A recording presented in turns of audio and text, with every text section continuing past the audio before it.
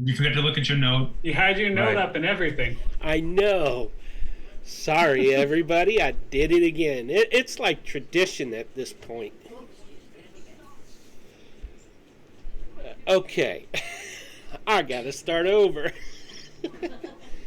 Okay. Welcome to D&D Play 20's Out of the Abyss campaign. We air every Thursday, but the first Thursday of the month under normal conditions. Last week we had some things come up we were not able to air, and we apologize for that. We have a player absent tonight. Mark, who played Untgar, is not here for personal reasons, and so the part of Untgar will be played by me. I'll be calling out his actions and moving him and that sort of thing. If he was controlling any NPCs, one of y'all will have to handle that. Let's see. Random madness is now removed. Instead, we have random items.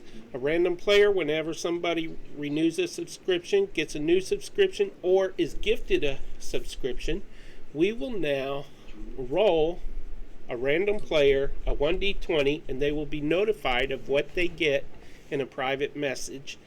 Everything except a critical fail is a good thing, or rather, not a bad thing.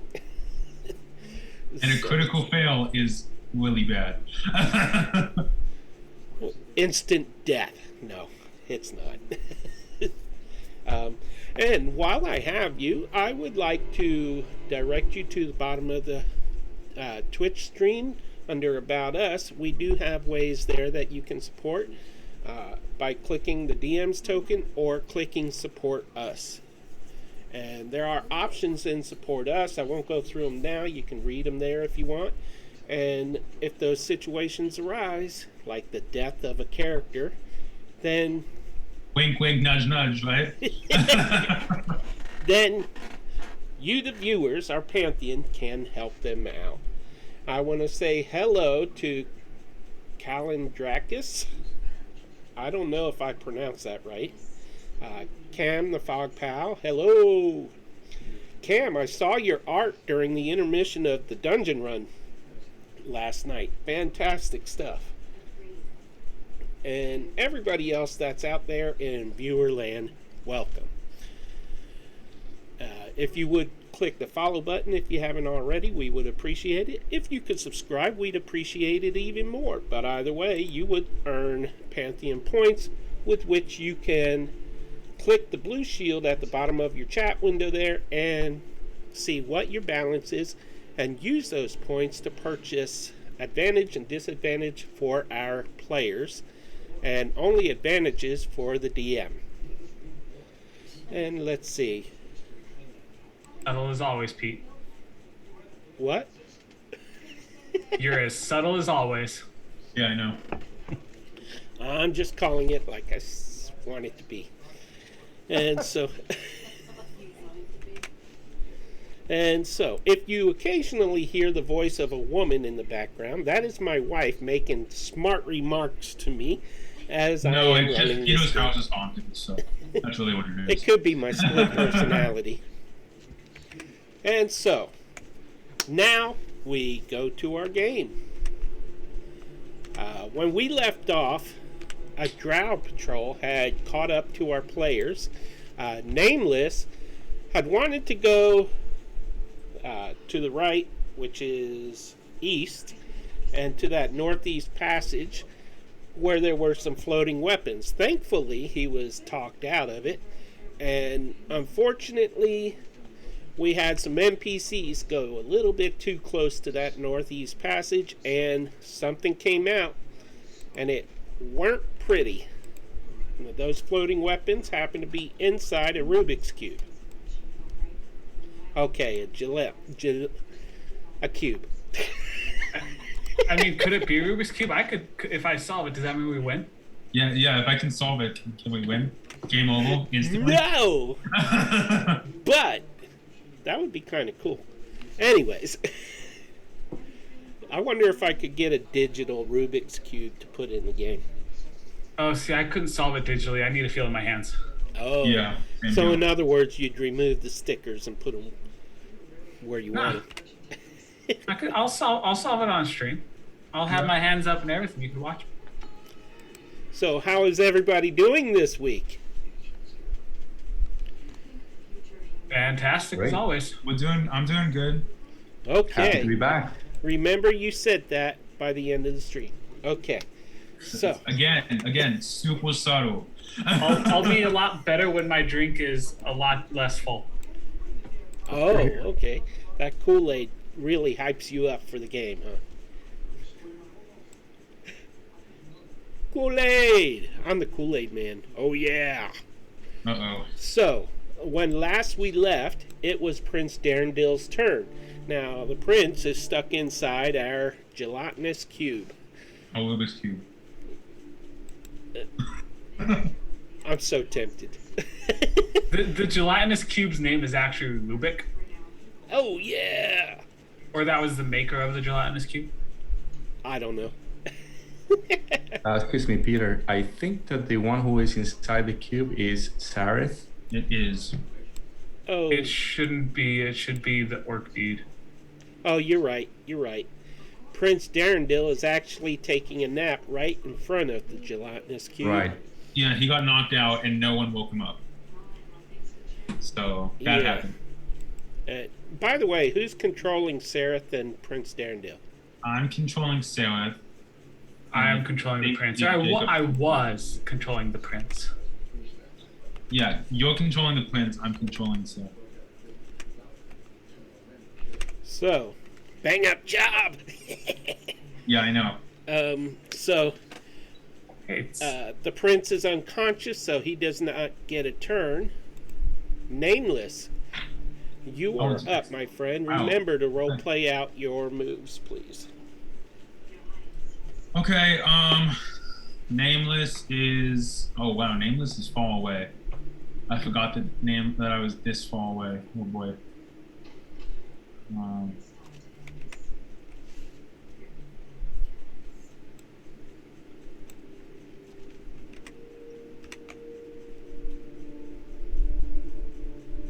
I guess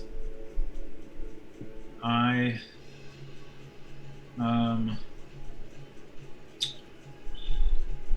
really wanted to save some people, but it doesn't look like I'm going to be able to do that. At least this turn. And by next turn, they're probably going to be gone. So I will move. I will move.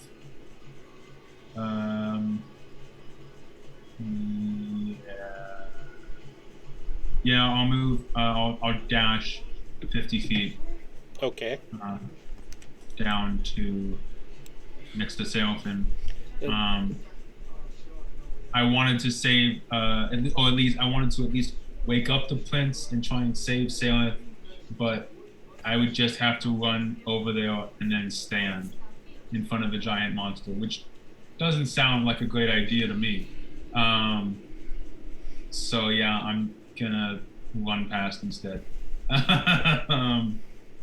Yeah, that's all I got. Okay, do you say anything as you run past that opening? I want to yell at the prince to Go wake ahead. up. You could give it a try. Prince, wake up! Okay, You're so gonna get eaten. give me a loudness roll.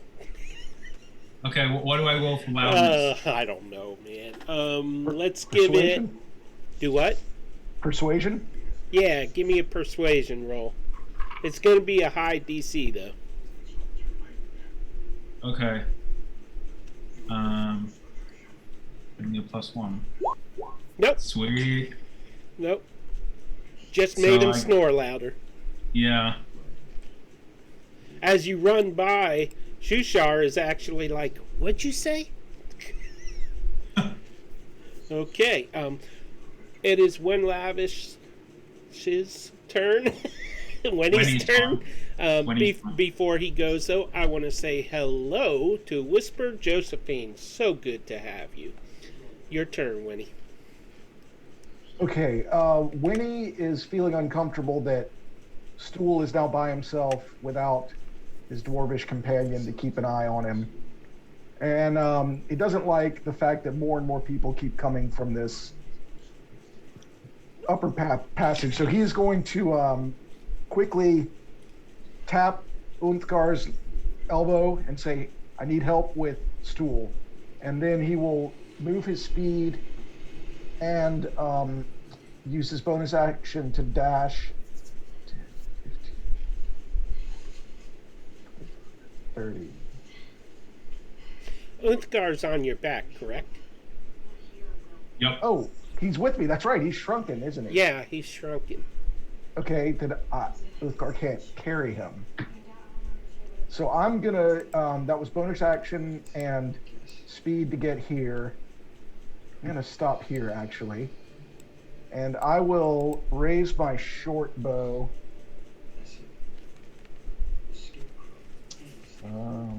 By the way, I no longer have the random madness document. Anybody remember how long that shrinkage lasts? 24 hours, right? I think so. Okay. No, I thought the shrink one was less than that. I don't recall, to be honest. I thought it was like I'll look it 1d10 over. hours. I'll look it over. Could be. And you rolled like a 10, I think. I don't know. Yeah, it's no. Oh, and I'm tall. I was tall for 24 hours. That's right. And Yeah, I Uthgar was think it was- short for less than that. Yeah, you were tall for 24 hours. He was short for 10, I think. Yep. Is what it was. Okay. Awesome. So, Yeah, I'm gonna take you're a a size taller? Yes. Okay. I'm going to take a pot shot at the cube. I don't know that it's going to do anything with the hand crossbow. That is a 25 to hit. Okay. Let me switch to the right window. Is it poisoned? That one is poison, but I doubt that's going to have effect. I am loading the Gelatinous Cubes document right this second. Load. That is a hit. Wow. They're not very Okay. tough. That's going to be 8 piercing plus 4 sneak attack for 12 total piercing. And if the poison takes effect, it has drow poison. Although I don't know that Jello can go to sleep. So 12 points damage. Minus 12. And it makes a save. Unless, yeah, it's the drow poison. I guess it's a sleep save. Paralyzed it- save, I think, right? Is it paralyzed or sleep? It doesn't say it's immune to poison or unconsciousness, so I think it's got a save. Okay. I have no idea what that save DC is. Hey, Pete, I have some great news for you. What? You have a disadvantage. Okay.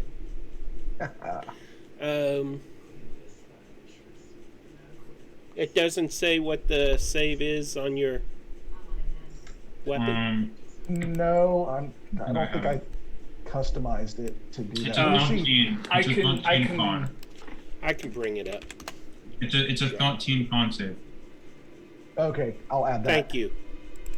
You rock, man. Yeah.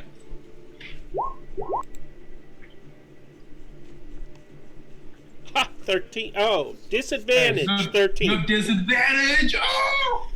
Mark off my disadvantage, please. That was Cam the Fog Pal. So it is not unconscious. Meanwhile, I am going to put its perception in there. Okay. So, that brings us to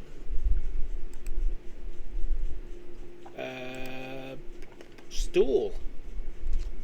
Okay, Stool is I'm sure he's got some sort of knowledge of what this cube is, and he's going to begin to shuffle down this way at his maximum speed of, well, let's see, I can't stack up with Seraphim. 5. He's going to hold the dash action to run further when Seraphim moves out of the way. No, he Is can movement take his only dash out. 5? 5, 10. There we go. So he speed, and he used his action to dash. Okay. I got him. Yep, 20. So he's got 10 and 10. 5, 10, 15, 20. Yep, that's got him. He's fast. Oh, well. I know I'm not funny. Okay, so. Boopido. Who's controlling Boopido? I believe that's Daniel. That's me. Boy. Let's see.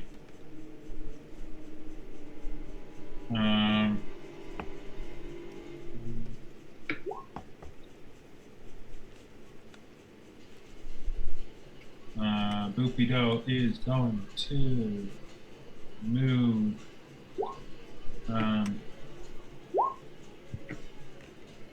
heal and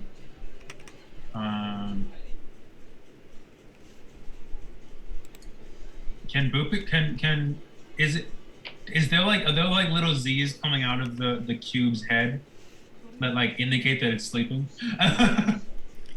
No. Right.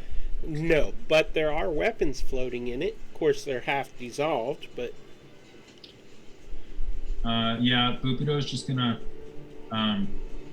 hold an action. If the cube comes closer down the hallway, he's gonna shoot his crossbow at it. okay. And does he say anything? He also yells at the prince to wake up. Okay, give me a persuasion roll for him, which is wisdom, right? No, Yep. No. Charisma. charisma, yeah. -1. Here we go. Nope, did not succeed. Okay. Okay. Okay. And is that the end of his turn? That is the end of Boopido's turn. Shushar. Shushar is like, something smells fishy here.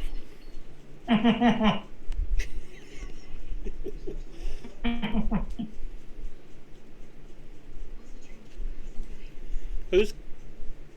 Oh, yeah, Jeff is controlling Shushar, right? Mm-mm. Uh-huh. Oh, am I now? Yep. Oh, okay. I guess I am. Let me. I look at- think Brentley might have been. Yeah, I think he was. Okay, sorry. We about that. arbitrarily By the way, assigned it to you. we today. miss you, Brentley. It has been decided. You are now controlling him. Thanks, All right, let me look Jeff. at this. Yeah, no worries. Let me look at this real fast. Apologies. Speed 30. And he is a pacifist, is he not? Yes, he is.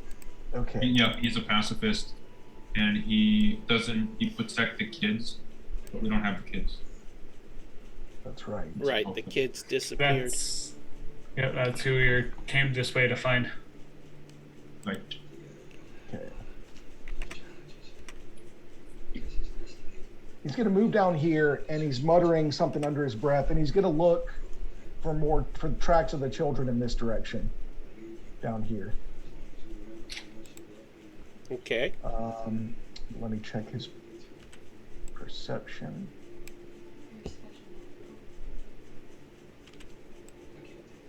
That's +4, so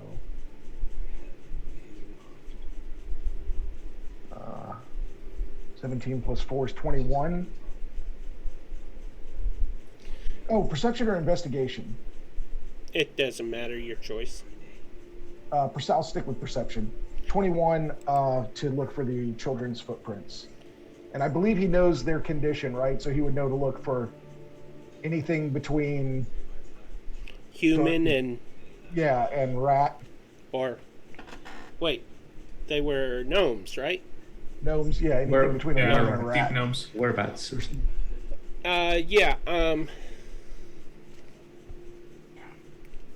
Refresh my memory.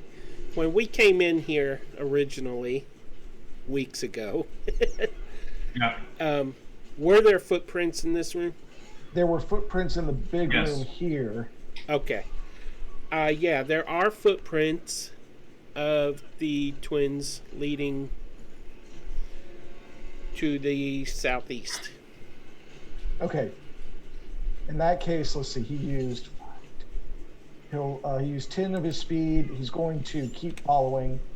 15, 20, 25, 30. And he's pretty much unaware of what's going on around him. He's so focused on these tracks. He's kind of muttering and sputtering and wringing his hands a little bit as he follows these tracks. Unfortunately, he moved just within reach of... No, I'm kidding. Just scaring you a little bit. It is Sareth's turn. Sareth is not doing so good. He is stuck in a Rubik's Cube. How much damage is he taking? Let me open this up. Only he's still conscious. If he stays conscious, he's going to try and get out, but I don't know if he's going to stay conscious. By the way, viewers, if the stream starts lagging, please let me know. Let's see. The cube moves up to its speed. While doing so, it can enter large or small creature spaces. Whenever the cube enters a creature space, the creature must make a DC 12 dexterity throw. On a successful save, the creature can choose to be pushed 5 feet back or to the side of the cube. The creature that chooses not to be pushed suffers the consequences of a failed saving throw. On a failed saving throw, he takes 3d6 damage, acid damage, and is engulfed. The engulfed character can't breathe, is restrained, and takes 21 points of acid damage at the start of each of the cube's turns. When the cube moves, the engulfed creature moves with it. Engulfed creature can try to escape, taking an action to make a DC 12 strength check. So he could try to get out with a strength check. Okay. He's going to do that. Do I have any advantages? Yes, you do. Sweet. Strength.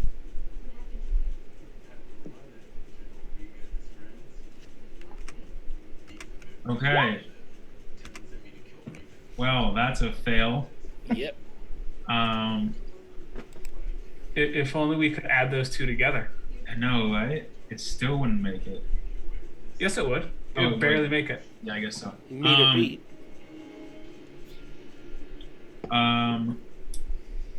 He's just gonna Float there. He can't do anything. He did. We could see his lips moving as if he's saying something, but I guess you know what, he'll try and take it down with him because he kind of realizes like he's not gonna make it out of this alive. So well, the save is his action. Unless he has a bonus action, he can't. Well, in that case, yeah, he's just gonna kind of like salute, peace out, I'm dead.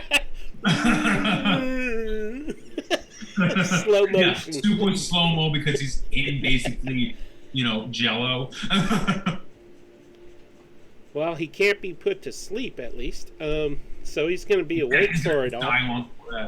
Let's see. He does have spells, but that he doesn't have any bonus actions. Right. Like if he had like Misty Step, boy oh boy. Alas. Great things would happen. Poor Sarah. Great things would happen, We knew him nope. well. Yeah. Okay. Zargos. Hey, okay. So I'm seeing everyone that was on my line of sight going back to where we came from. Do I hear anyone around here, any more drow approaching this way? No, you do not. Okay. So what I'm going to do, it will be just to dash. I'm gonna use my action to dash, going back the way we came from, following everybody else. If we hit control, that's when you can do the turns, right? Q. The little Q. All right. Anyways, this is a 20 here, and then it will be another 40, I guess. So I could make it. I'm not gonna go all the way. I want to stay away from that light. Will this be safe to stay out of the light? How big is the range of that fire or light? I think we stomped it out mostly before we started it. Yeah, I believe the fire Is it out. down? Yeah. Okay, so if it's out, Yeah, it's I out. will. It's out. I will go right here, right next to Winnie. Right here, right? Okay. And that's my turn. I can't do anything else. Okay. Do you want to yell at the prince as well? I didn't see him. I saw Winnie, and I'm following the group for now. Did you move your token? Yeah. It's right here. Your stealth is so good the DM can't even see you. Yeah, I can see it. I had to reconnect. There we go.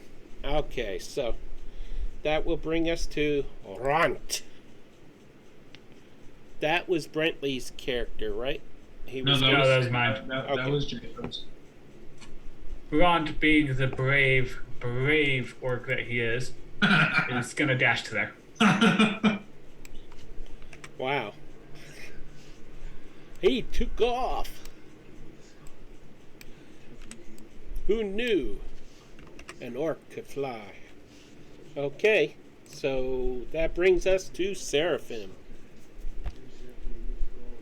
Seraphim will look around, see that most of the party is close to him, and he'll just say, "So, are we continuing southwest then?" Yes. You mean southeast? This way? Yes, southeast. East, Yeah. west. Directions Direction. don't matter when you're underground. Yeah, when you're underground, there is no direction. Shoe Shark kind of glances over his shoulder at you and motions with his flipper hand.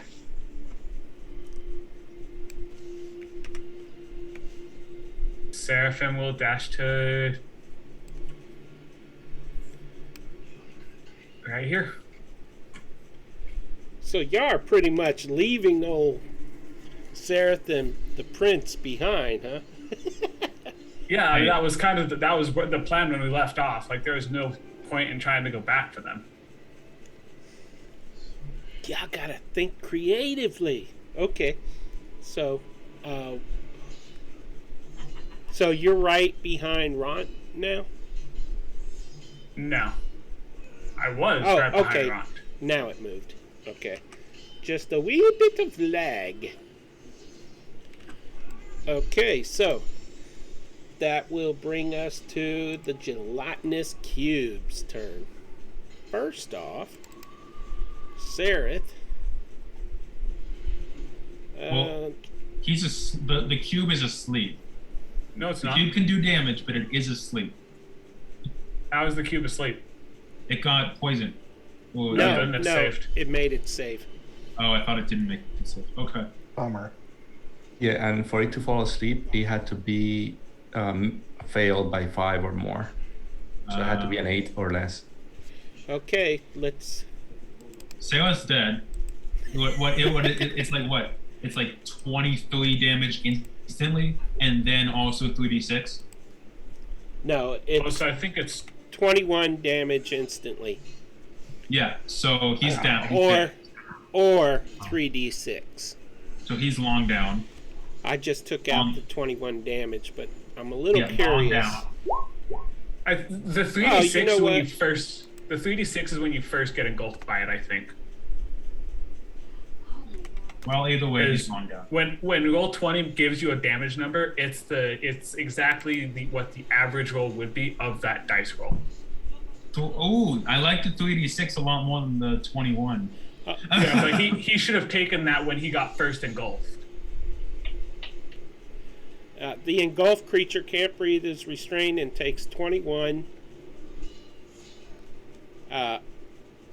points of acid damage, or 6d6. 6d6. There you go. Yeah. There you go. So That let's makes see more what. sense. Keep that any better. Ooh. He did. Yep. Oh, Yep. So let's see. I think Good riddance.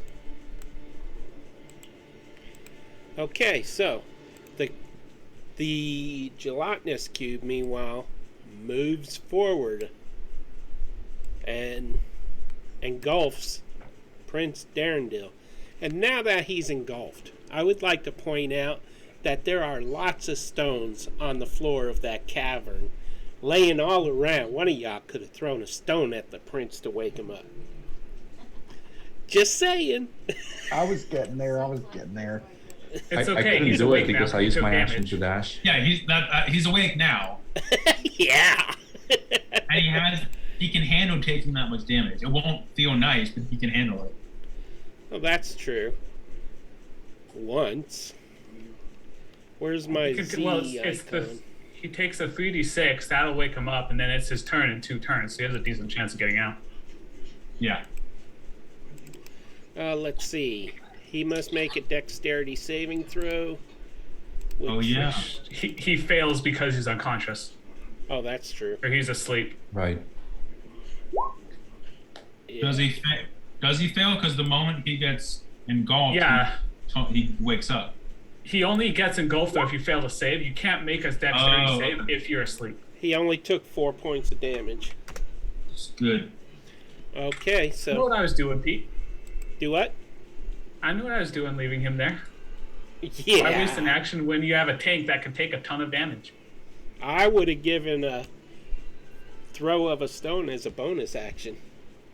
So, in the meantime, the corpse of Sereth is left behind, dissolved in acid, and is pure bones. Ain't no coming back from that. Nope. Untgar, it is your turn. Why, thank you, Pete. I would like to do this. I don't I think, you know what? I think Untgar wants to go save the prince. I think he's the smart one of the party. No. Wasn't Uthgar on Wenny's shoulder still?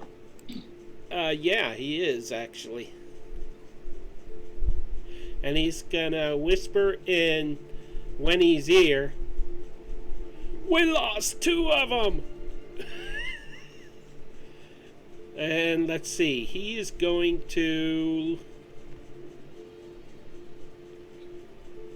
That's his action, actually, because he's got a nice, comfortable seat right now.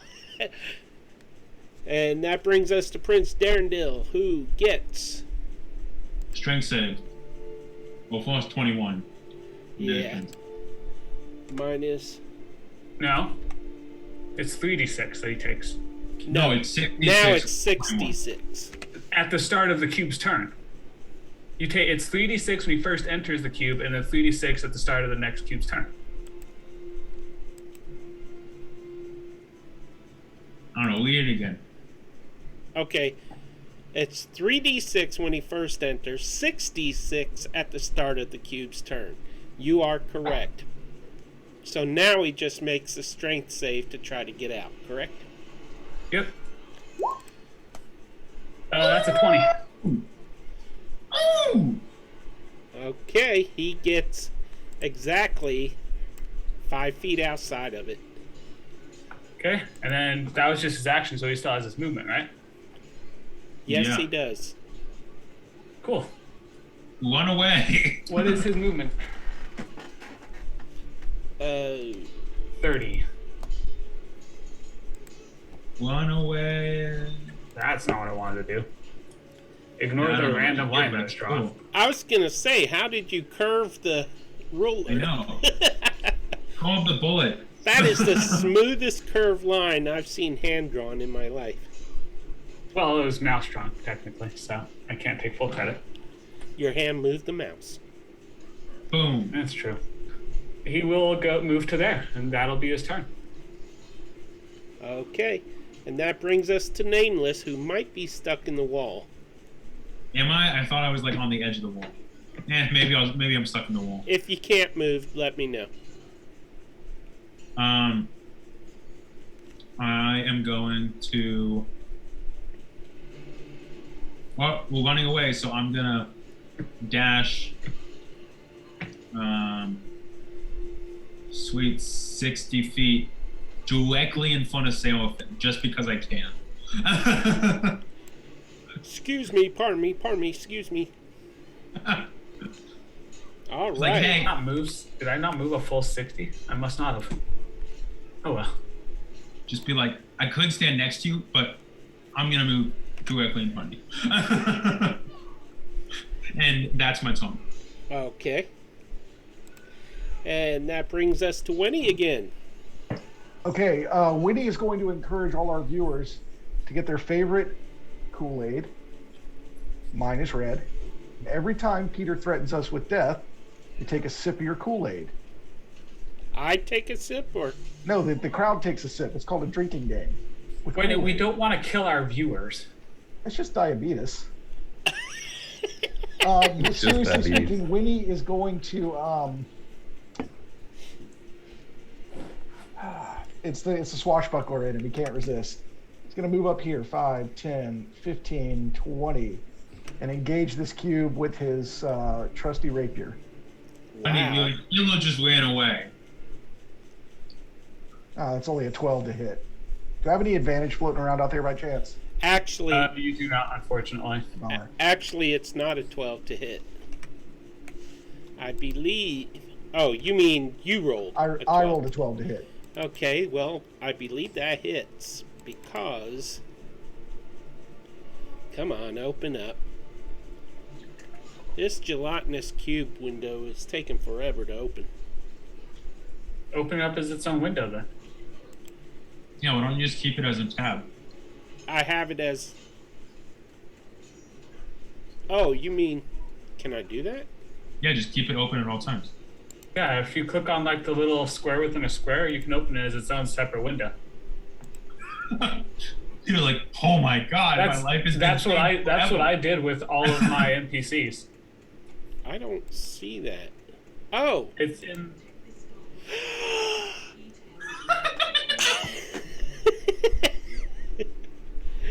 Awesome. Do I get an Can't just inspiration light for forever. teaching you stuff? Yes, you do, Jacob.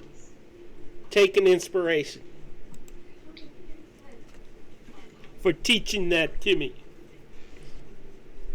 Okay, so, Winnie, I forgot what you were doing. I was stabbing With a this 12 to hit. gelatinous cube. Okay, You were checking the AC. that's right. It is a hit. Oh, perfect. Okay, with my rakish audacity, that will be 11 piercing plus 8 sneak attack for 19 total damage. Nice. 19. Ah! Okay. Fine. If that's how you're going to be about it. Uh-oh. Minus 19. Don't panic, man. You're making me nervous. Okay. Anything else?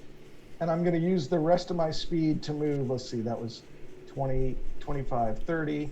And I will use my bonus action dash. Wait. You're not gonna, that's an opportunity attack. It's not. I use my fancy Gelatinous footwork cube. to. Disengage? Well, you get if a swashbuckler attacks an enemy, they do not get a opportunity attack Okay. that turn. I can show you if you want. No, I believe you. Hang on. 5, 10. Yeah, right. 5, 10, 15, 20. and I will stop here because it's getting crowded. And I'm going to wipe the ichor off of my rapier and resheath it. And hopefully Uth was able to cling to my shoulder What do all you? that running. Hey, you know what? I'm gonna say on his turn that while you were over there, he got a shot in too. I'm gonna see if he does. I was hoping you'd say that. Of course, it's a tiny little shot, but it's a shot. Use that toothpick. Do what? Use that toothpick to attack the big jello monster. Exactly. Although it did say that he retains his That's all of his traits, essentially. yeah. That's All true. his stats are the same, but his The- weapon is tiny. The only stat that changed was when he got plus 5 feet movement. Did you forget about that?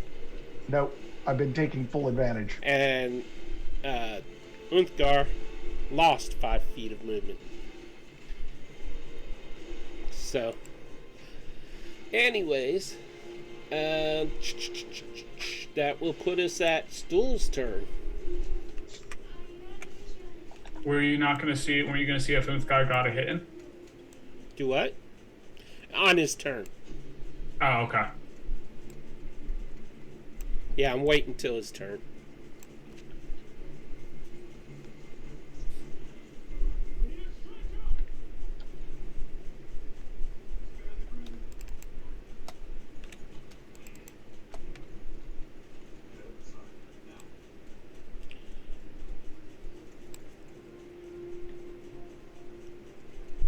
Jeff? I'm sorry. Stool is going to That Kool-Aid going to your brain there, buddy? yeah. Sorry, It's almost like we haven't played in 3 weeks. I was reading. I know, right? I was reading feats. Okay, Stool's gonna shift 5, 10, and use his action to dash 5, 10. He is not liking this combat. Okay. Does he telepathically say anything? He no, but everybody gets the sense that he is nervous, and he's worried about moving slowly. I don't blame him. Okay, Boopido. Okay, Boopido is going to dash his 60 feet.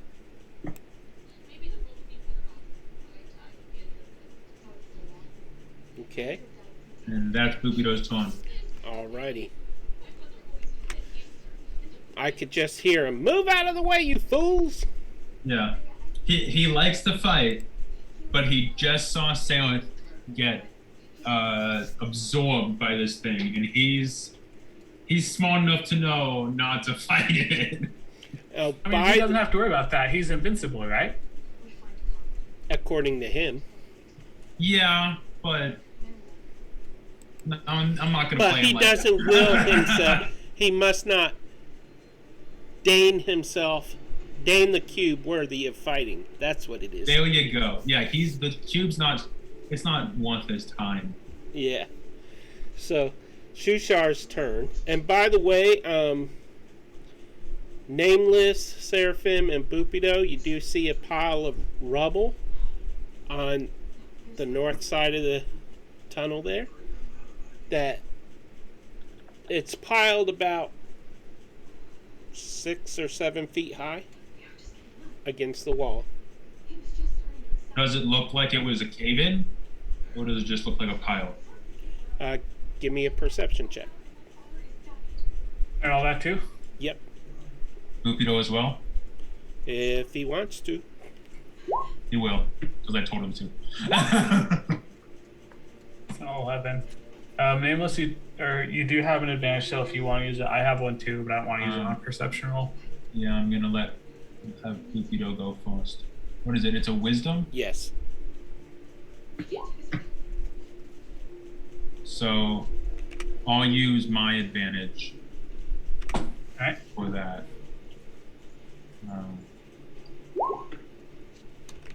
21. Okay, you can tell that it is indeed from a cave-in, and that behind the rocks is an opening.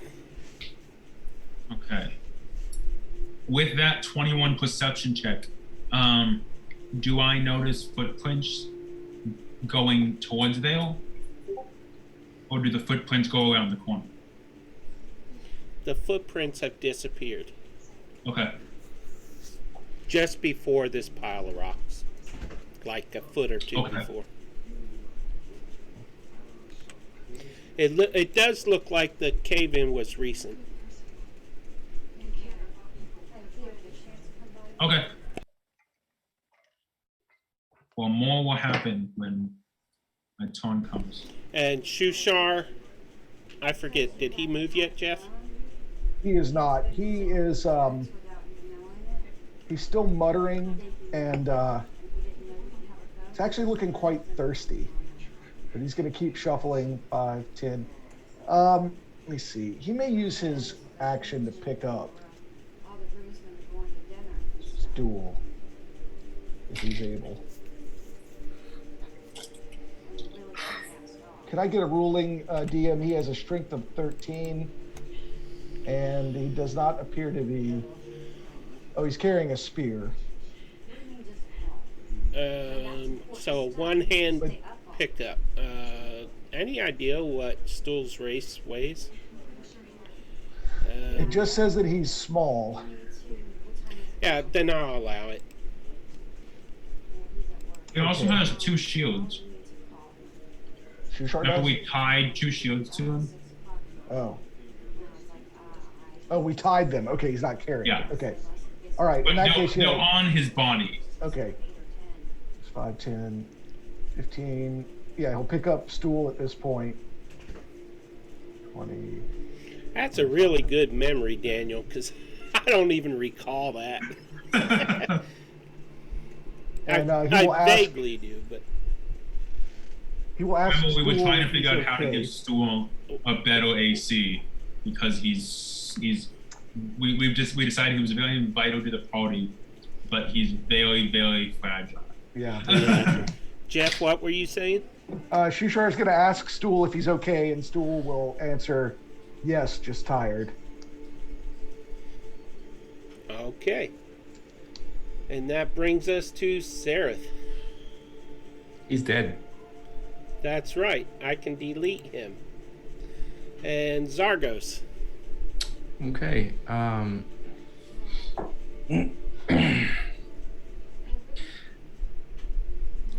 going to ask out loud, are we leaving? Or are we fighting that thing? Because I just noticed that there was that cube when I saw the commotion. Winnie is motioning to you to come on. Get out of there. No Winnie sign language? Yeah. It's frantic. Got it. So That's the best sign language I've seen. I'll go ahead and dash again. That would be 60 feet. That will take me all the way here. And since I'm invisible in darkness, as I go through them, I say, coming through, coming through. Just in case. I appreciate it. And let's see. I mean, what can I see from here? Do I see anything? Do I see, I mean, the people in front of me, are they doing something? Anything that I can pick up? I mean, does he see the rock pile from here? Do what? Would he see the pile of rocks? Yeah, he would see, as he comes around the corner, he would see that pile of rocks. Okay. And Nameless, you never told the other players. Well, now that Stool is Vale in the actually perfect spot, I'll tell the other forum what I noticed about the rocks. Okay, so and that it's a recent cave-in, and that the footsteps that we're following ended right before the cave-in, the rocks, and on the other side of the pile, it looks like there was an opening. I Okay. did not realize Jacob had gotten booted. Yeah, Wow. his computer crashed, but he's coming back. There he is. Sorry about that, guys. I don't know what happened there. It just decided it needed to crash, and then as soon as it was done crashing, it decided it needed to install updates. Of course. Of course. As Windows. Yeah, Windows. Welcome back, anyways. So I'm seeing that. Jacob, I did just tell you in game about the cave-in that I saw, that I noticed, because Cool. Peter reminded me that I didn't actually tell anyone about it. Okay. And this is the cave-in, right? Right here? Yeah, It's Gotcha. where Right. the pile of rocks is. Perfect. All right. That's the end of my turn. I already used my action, so. Okay. Ront is up. Ront.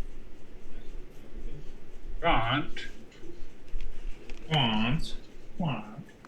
Is going to dash and move to here.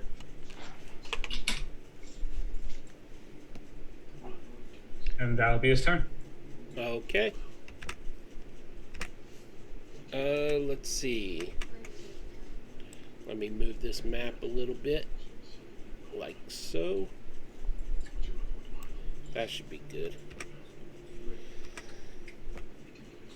Yeah. And that brings us to Seraphim.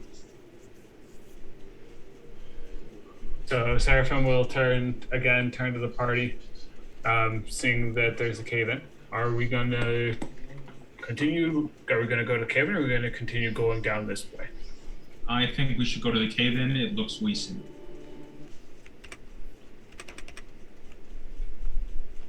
All right. There is a pile of rocks there that you would have to remove. Well, Ron is healed, so... I And don't it think would that's gonna be a take at problem. least 3 rounds to move it all. Okay. So if you guys want to vote on it, you can vote on it. I mean, Seraphim doesn't want to move rocks. I'm okay with moving rocks. I will... I see Sailor Spin being like, rocks, no thanks. And I'm like, I'll move the rocks. If that's the reason why you're having doubts. Yeah. Francis. That, and he also doesn't want to wait for the cube to come around that corner. Francisco, move the rocks or continue on? I will go with moving the rocks if that was a path or the where the tracks were leading towards the. It looks like it was recent. The twins. tracks disappeared just before Right. the rocks, so it's hard to tell if they went in there or not. Gotcha. So I'm thinking that moving the rocks will be okay, but keeping an eye on that cube. If it approaches, we'll have to either fight it or. Did or that keep cube? moving. Did that cube seem like it was moving fast? Like it would get healed in 3 turns, No. which is like 18 seconds. Cube has 15 feet of movement.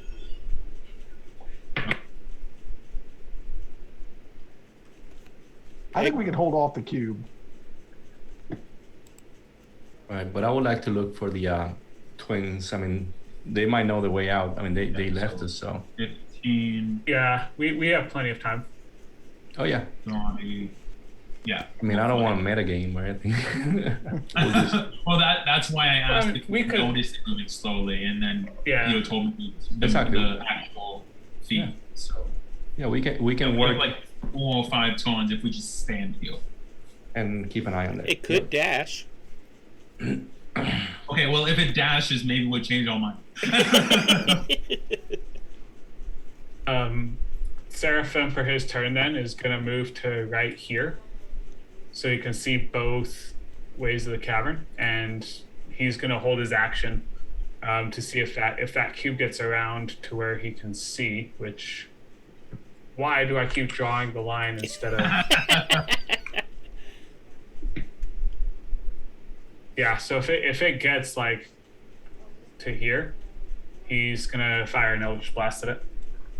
Okay. That'll be his turn. Alrighty. Are you holding that shot? Yes, I am. Okay. Alright. Gelatinous Cube. Rubik's. Rubik's Cube. Okay, so. Lube. Just. That would be its movement.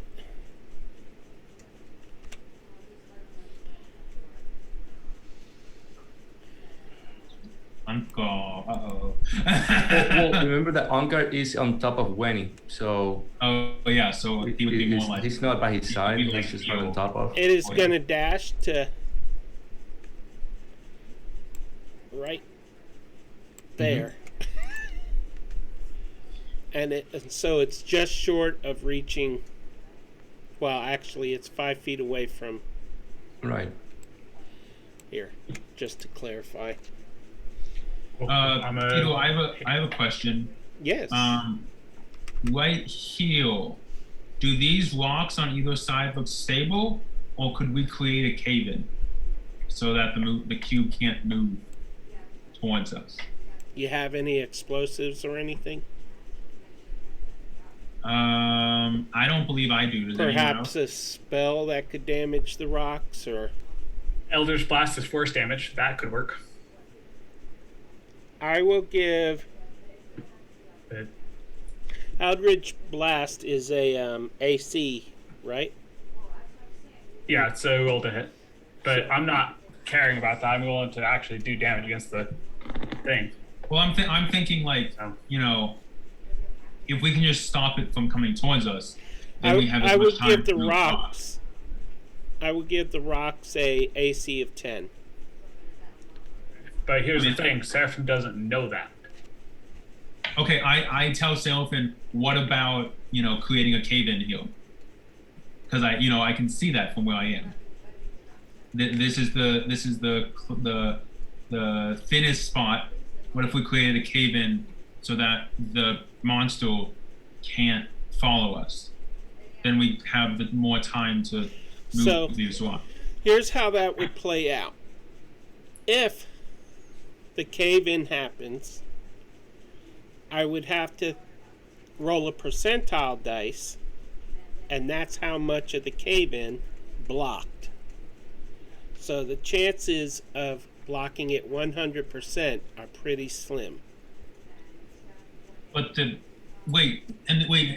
the cube can move through like tiny spaces, right? Yes. Yeah, okay. Never mind. And I'm gonna roll to hit the cube because it came in my line of sight. Good idea. Doesn't work out. It's an 18 to hit. That hits. I don't know why it didn't go through. I'll have to fix that. 7 points of force damage. Alrighty. -7. Okay. It cries out with absolutely no sound at all. As far as I know. Okay. And the gelatinous cube already moved, so it is Unthgar's turn. Unthgar is on the shoulder of Wenny. He is going to... Can he shoot the cube? Peter, if it helps you decide what to do, you notice that the gleam of combat is in Winnie's eye as you decide, as Uth decides what to do. Hold that I action never till- had him take a shot either from earlier. Yeah, you didn't. That's right. So I'm going to say on that instance,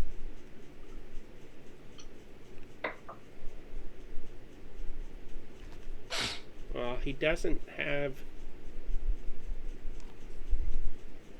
let's see, he's a barbarian. I don't know how to play a barbarian. Swing his weapon. He doesn't have any ranged weapons. And he's can He out should jump have down. javelins. He can jump down and dismount Wenny and Well, Or he could hold- when he was next to it earlier, I said I would hold a weapon. He rolled a 21, and that hits, and that's 11 points of damage.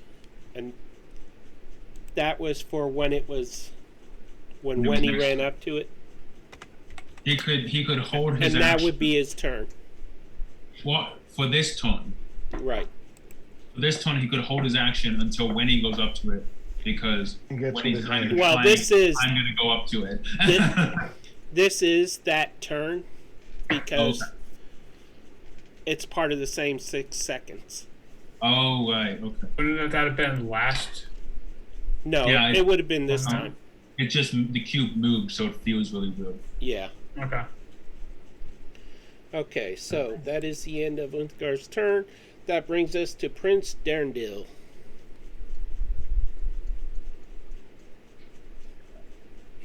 All right, and the prince is just gonna move away from that cube. Doesn't want to be engulfed in it again. Okay. What? Coward.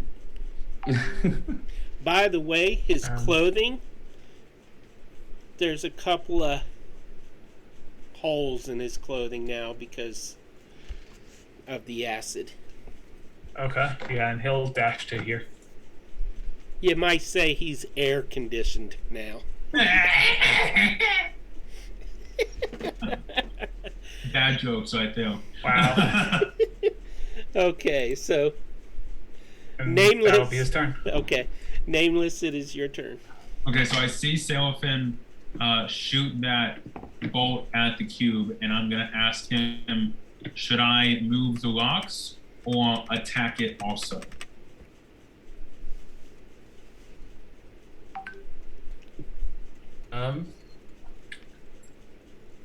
How does the cube look by now, Pete? Is it missing any pieces or? It looks like a big cube. Okay, well, like, is the cube a little bit less of a cube? Like maybe there's some pock marks in it, you know? Does he look like a cheddar cheese? I don't Exactly. know how a cube would look Swiss when cheese. it's. If Winnie heard you ask, Winnie says, "I've got this. Find the kids." Okay, I'm gonna start moving the rocks. Okay.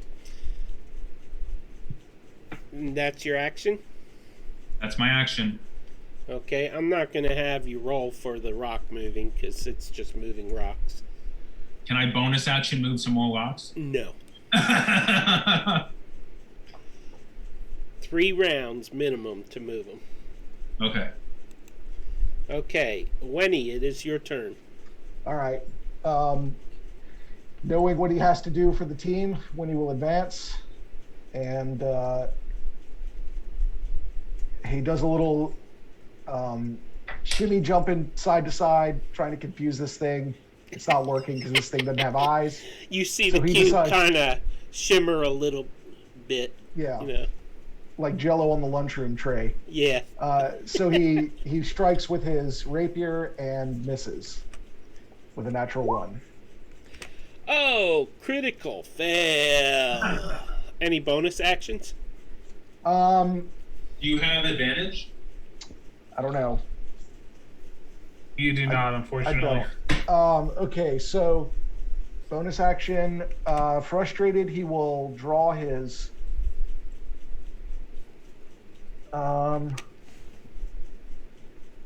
He will attack with his short sword.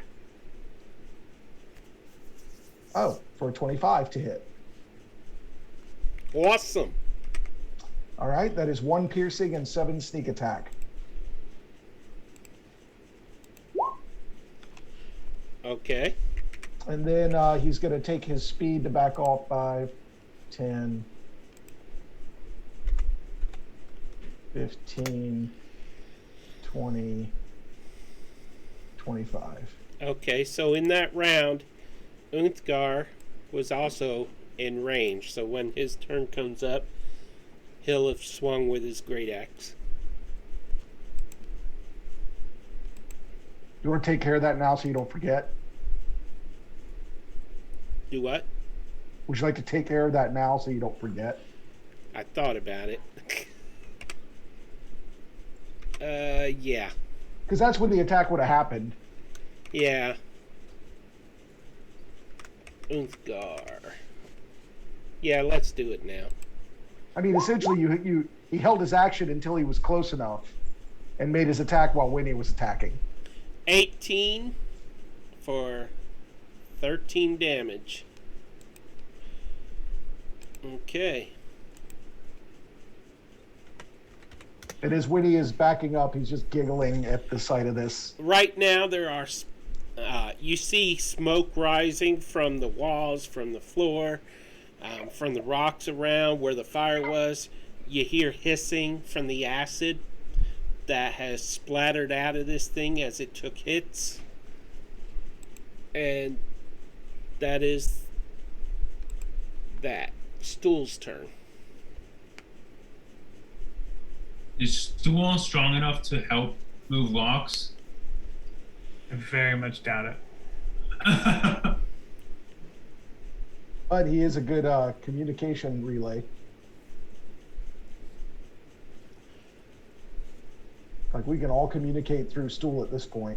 I mean, yeah, but we're making like big explosion sounds, so I don't think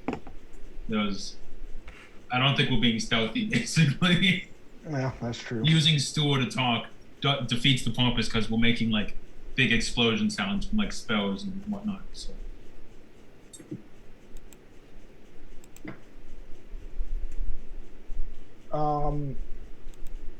I guess Stool's gonna camp. There's not much for him to do. He's gonna what? He's just gonna camp out right there. Okay. Chill. Alrighty, that brings Let us me just make sure. Let me look at his card one more time. All I right. need to leave it open.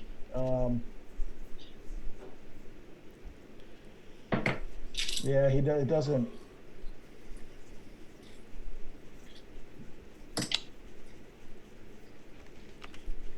Can he use his fists to help move the rock in any way? His fists? Yeah. It says he has fist melee attack. I think that's his tentacle things, isn't it? What's his strength? Not good. 8.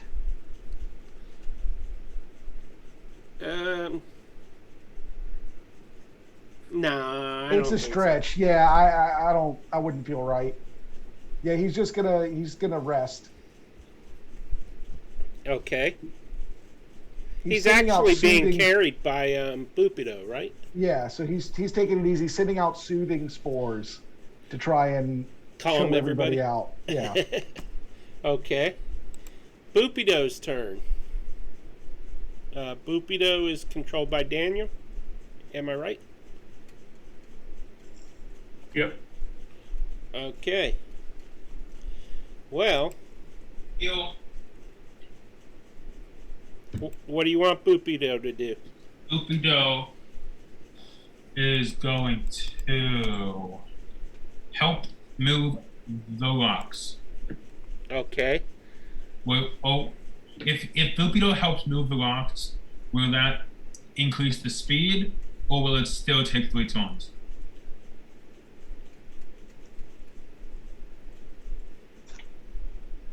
I'll let it drop a round off. Okay, then he will help move the rocks. Okay. And Shushar's turn. Shushar will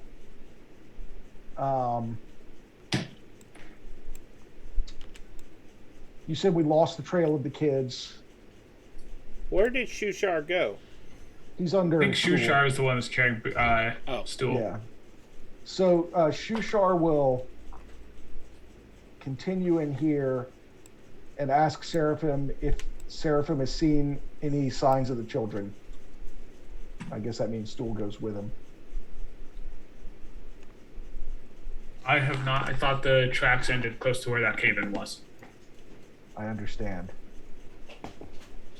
I mean, Okay. Seraphim, I also am looking out more for enemies than I am for the kids right now, to be fully honest. A wise thing to do. Yeah, I think Shushar is just going to be ready to move when the time comes. And Okay. that should end Shushar's turn. Zargos, it is your turn. All right. I know that Jacob already asked, but I want to pay good attention to that cube. Does it seem to be damaged in any way? Does it seem to be falling apart in any way or missing pieces? Anything that can tell me?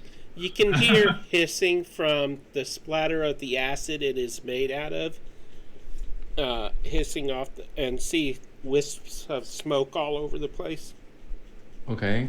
It doesn't seem like it's lost much mass. Okay, that's what I wanted to know. So what I'm gonna do is that I'm gonna cast Hunter's Mark on it, Yep. Okay. and I'm gonna get in range. Let's see.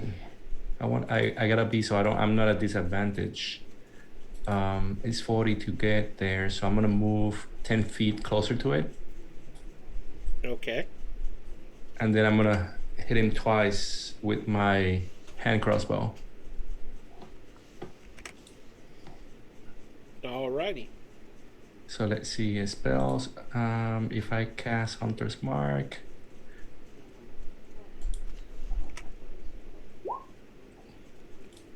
what did he do? What did that do? Okay, well, I mean, I haven't hit him yet, so I'll do that later. Let's see. Actions. So this is going to be. I'm invisible, so I should have advantage, right?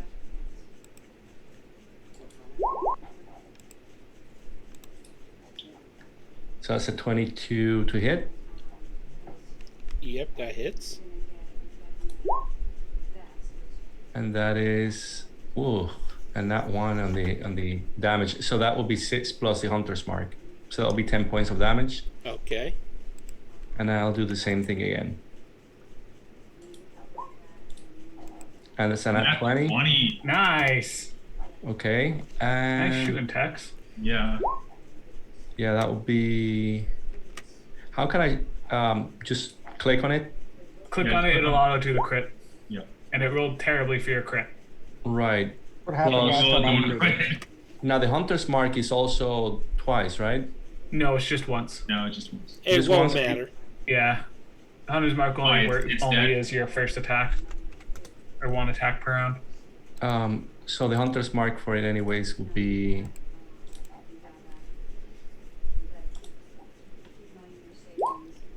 another 4 damage. So that would be, what's the total? Is that 7 plus 1 or? Yeah. Yeah, it it's would just be 7 plus 1. 12 points with the Hunter's Mark. All right. It so, wouldn't be he wouldn't get the Hunter's Mark though, because Hunter's Mark only does one Yeah, it attack. only affects Oh, it only okay. box Okay. one. Well, either way, it's enough to kill the Kill it. gelatinous cube. It just kind of spreads out on the ground as it's melting, but its remains are spread across the floor. Anyone want any acid? I wanted to see if I had, No, if I that had was a flask funny. or something. Just I don't- just I don't bottle think it I up have a a little flask. bit. So I was just looking if I had a flask or something to maybe grab a little bit of that acid, but I don't have anything. I think that it will corrode everything I have. So That's my thought. I don't want that anywhere near my weapons. right. When 2 darts whiz by Winnie's head, he says, "Zargos, is that you?" Yes, that's me. I'm going to head towards the cave-in, and I'm gonna move right next to Nameless here, and I'm gonna say, "Nameless, I'm here, right next to you. It's me, Sargos. Yay. Alright. Just letting you know." And I'm going to help him with the cave-in. I'm here to help. Okay. So wait, all I see are like floating rocks, right? Yeah, pretty much. That's funny. We right. are out of initiative Perfect. for now. Yeah, of course. And y'all are clearing away the rocks. Since you're not in initiative, I will go ahead and... How's everyone doing on health? I'm looking good. I'm fantastic. Okay. That's pretty conceited. I'm a little hurt, but not bad. I'm always fantastic.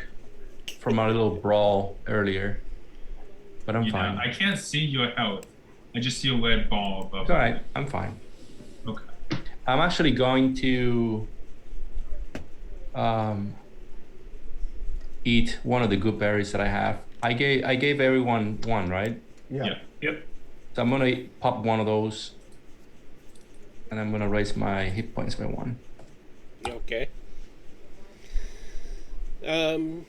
So the rocks are cleared away. So you One now... thing before we leave this area, if everybody was working on the rocks, Winnie would go back into this room to see what weapons fell out of that thing when it, or what other items fell out of that thing when it died. How much of Saleth is left? He's bones. Yeah, he's bones.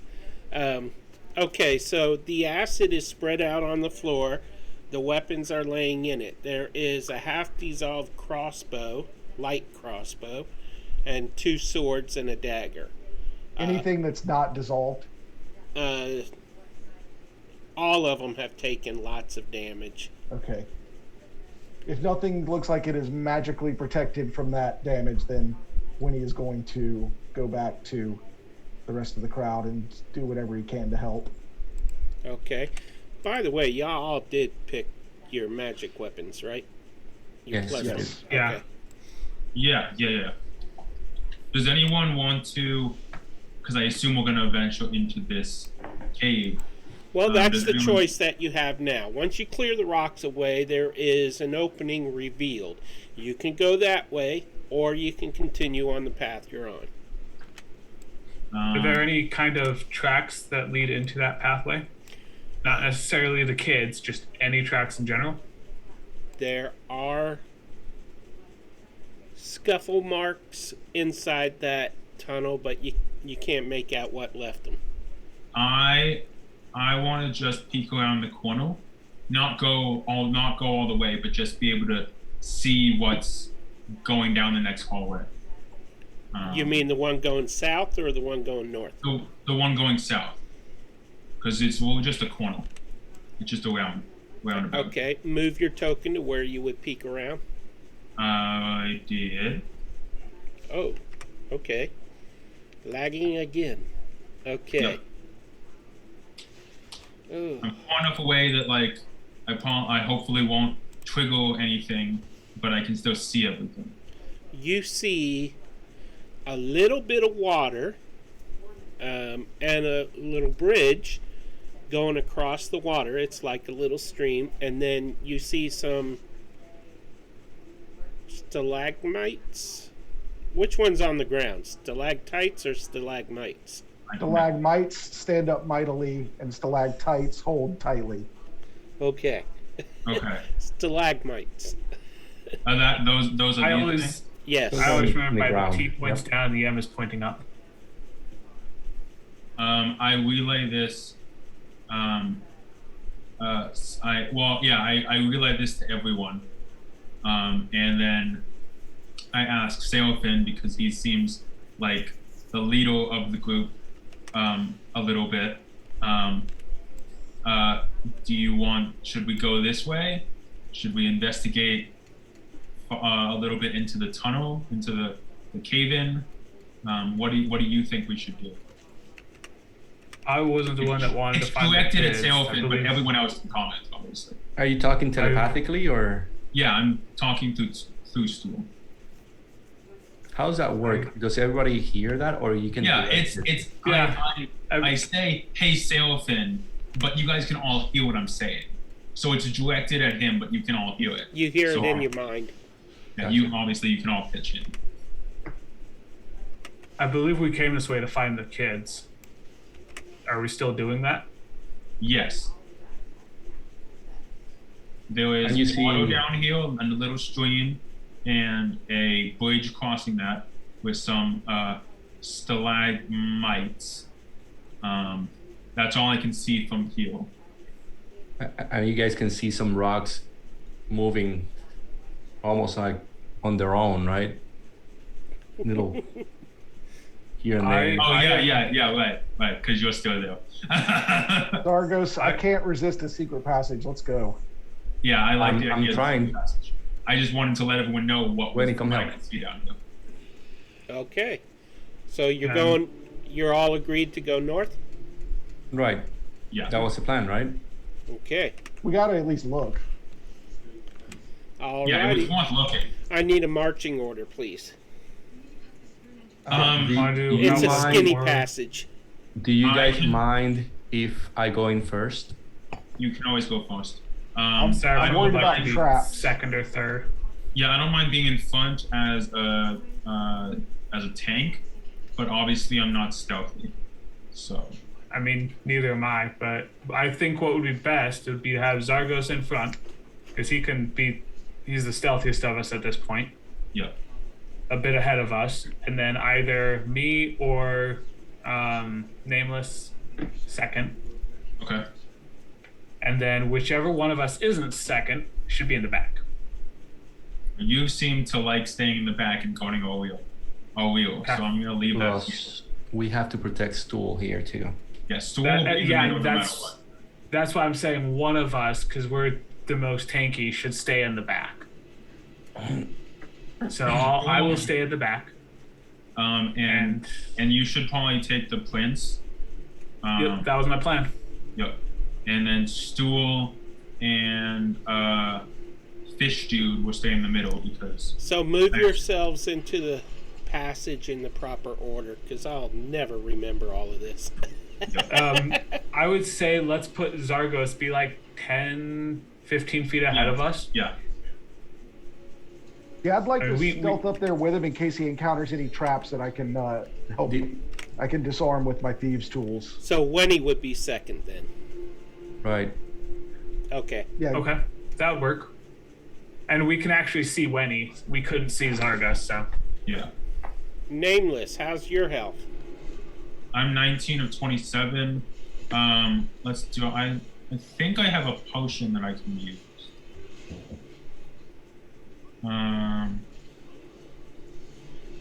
Yeah, I got 2 of those, so I'll use one of those. And Prince Darendil is a little wounded Potion of himself, healing. just so everybody knows. 7 plus He's 2, so fine. that's 9. Yeah, he's fine. In comparison to all of us, he's fine. Okay, So so I gave you 9.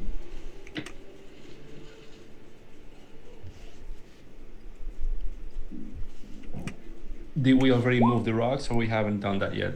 Oh, we did that. Okay.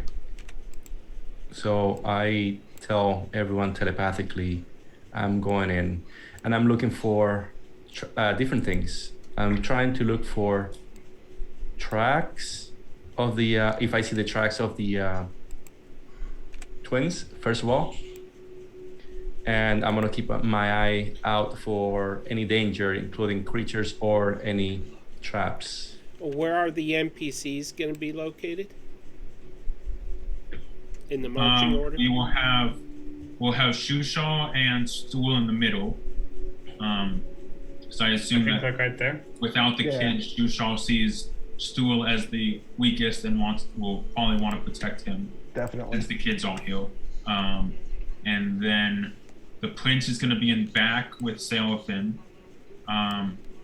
Lupigo can be behind me, and Ront can be right behind these guys. Where do we want our barbarian? Do we want him in the back or do we want him in the front with you guys? Barbarian is with Wendy. Okay, right. I forgot about that. He's still tiny. Yep. Yeah. He could hop off with you if you want. Yeah, I He can be helpful. carry him if you'd rather be more mobile. I think that'd be smart. Okay, then I will carry Untitled. Okay.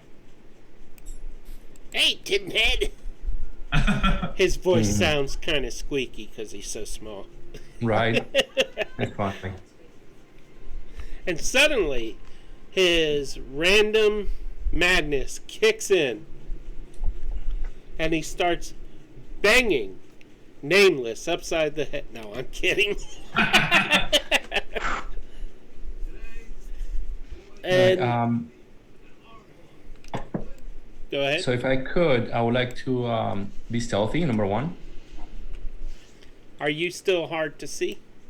I am invisible in darkness, so It yes. is very dark. No one's using a light source, right? No. No, We can all see in the We all have dark. night vision. Yeah. Okay. We got dark vision. Okay, Dark vision, so that was the word I was looking for. And So I'm that's going my to stealth. stealth as well. Because I want to be, I'm invisible, but I can still make noise if I'm not stealthy. So I'm trying to be really careful. well, moving y'all here. rolled really good on stealth. All right. Should Then we the all other roll thing- stealth? You guys just wait there while Okay. I scout real quick. I'll be right back.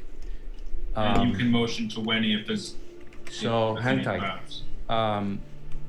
The other thing I wanted to do was to. I'm guessing that it will be a survival check for the tracks. If I can see the tracks of the twins. You tell me, Yeah. Peter. Have you moved your token yet? Oh, my token was moved. Somebody moved it for me. It's right yeah, here. I moved it to right there, but Right. just trying to get things in order. Where Right. your token is located, you do not see any No traps. tracks? No. Okay. All right. It And then does the other- look like the ground has been smoothed over, though. Ooh. Okay. I'm gonna be also keeping an eye for any traps. Since we can still speak telepathically, but I'm almost out of range from Stool. We are 30 feet. Soon we're gonna lose comms. I don't know that, but I'm telling moving forward, I'm telling Winnie, since I see him, That's I fine. said you can move slowly. Winnie, I would say Hang in there for a second, like 5 and or then 10 I feet move behind forward you. a little bit further, looking for. I'm Okay. trying to see if there's any creatures, anything around me, any traps. As you come around that corner, you see the tracks. Okay. And it is clearly the tracks of the twins. All right. So, I think I can still speak telepathically. My character doesn't know that. So I am talking to Winnie telepathically to come over, but he won't hear me, right? No. So I don't know if he wants to move. I'm waiting for now. Yeah, we Wait. would get impatient and move if he didn't hear anything from you. Right. We also can't see you, so So I'm going to move towards him and then say, "Do you hear me? What I said?" Yes. No, I don't know. Are you speaking? I was. speaking in your mind. Let's just be quiet from here now. I'm right next to you. I'm just gonna head forward another 20 feet or so in front of us, okay? Yeah, just put marks in the ground. Perhaps after 10 seconds or so, you can catch up to me. Start moving forward. I'm going to hand you some chalk, and you can Yeah, put pick up chalk a marks. little piece of rock so we can keep track of you. And what about the others? Should they start moving forward some? Wenny, do you give us like the come on ahead signal? Not yet, because we want to see what's around this corner. Okay. Right. But We'll just. I will we'll hand wait. Zargos a piece of chalk. You put chalk on the floor, and when I see the chalk writing, I'll move up to each chalk piece each chalk mark that you leave. That's a great idea. All right, I'm gonna do that, and then I go forward and then put a little line in there on the bottom in the floor, All right, and I will move up. and I keep creeping, and then I get to that edge. Zargos, please roll me a perception check. Perfect. Okay, so that's what I wanted to do. Perception. 25. You hear like a very low-pitched skittering noise, like something crawling along the walls, echoing off the walls and stuff. And you have night vision, so you do see some movement, but even with night vision, it's a little bit difficult to see. It's kind of spread out. Okay, so I'm thinking there's some sort of snake or worm or something like that since the floor is smooth and I hear some gliding. I tell Winnie that. Peter, does a passive perception of 16 pick up on that? Yes. Okay. I'm going to take a chance and whisper in Gnomish, "Children, come here." Are you talking to us No, I'm when you talking say children? into the hallway. Oh, okay. I don't think you all would hear it from where you are. You get no response, but you do hear more skittering. I tell Zargos that I'm going to go get the others. Go ahead and do that. I'll wait here. So, Peter, I'm going to go back and get the others and tell them to sit tight in this sort of larger area here. Okay. You said over here? Yeah, we kind of stack up in that little chamber there, gallery. Okay. And then I'll come back up to where Zargos left the last chalk mark. Right.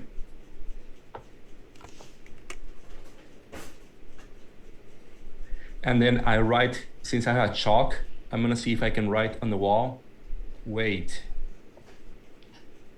And And- by the way, Zargos and Winnie, with your high, or Zargos with your high perception roll, you also notice that the tracks have disappeared again. That had to be the kids. And then I say, I just get real close and say, "I fear the worst." Only one way to find out. I'm whispering to him, "Stay here for a few seconds. Be right back." And then I start moving still stealthily, if I am still stealthy. Do I still have that 21 stealth or do I have to roll again? You still have it. Okay. Plus your invisibility. As you Right. move forward, give me a perception roll again. Okay. Perception.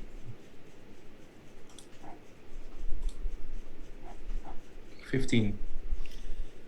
Now, from your location, you hear skittering ahead of you and behind you. I look up. Do I see anything? Straight up or... Up along the path of the hallway, Yes, you see, with your vision, you see the movement of a whole lot of almost worm-like creatures crawling along the ceiling. Okay, so I'm still stealthy, so what I'm gonna do, I'm gonna go back to Winnie, relay that information, and tell him to look up. Winnie shivers. Do you have any idea what they are? Do I know? I mean, have I ever encountered anything like that? They have legs along So it's their like long bodies. centipedes or so. Do I know what they are? Do Better, I know better. if they're edible? I mean, I can't see them, but that would be fun. How many did I count, and how big were they?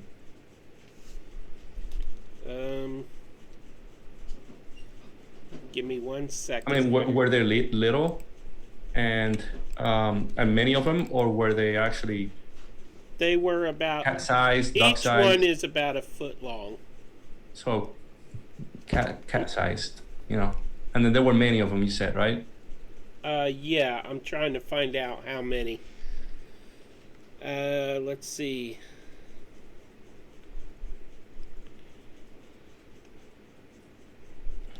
It doesn't really say how many are in it.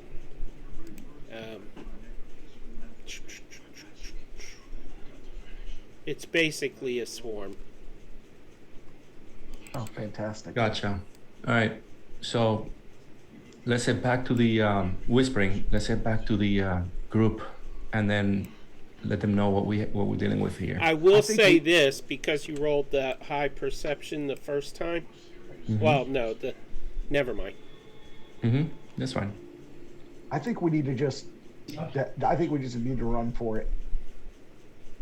I don't know. That might be just the beginning of a lot of them. Maybe their mama is down there, and they will get surrounded. Maybe we can burn them. Yeah, let's get one of the. Maybe one of the mages can do that. Yeah. So I head back and then relay the information telepathically now that I see Stool in range. I guess I'll stay up here and keep my eye out while he's. I think we should all be able to talk at this point. Right. I'm like, yeah, I can go on them if that's what you are thinking.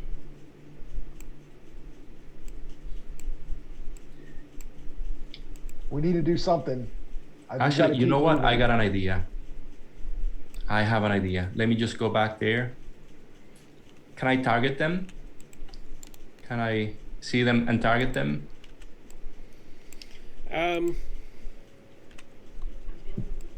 Let me just shift a couple things here. I mean, are they considered to be more than one as a... My question is, I want to see if there are multiple NPCs that are together.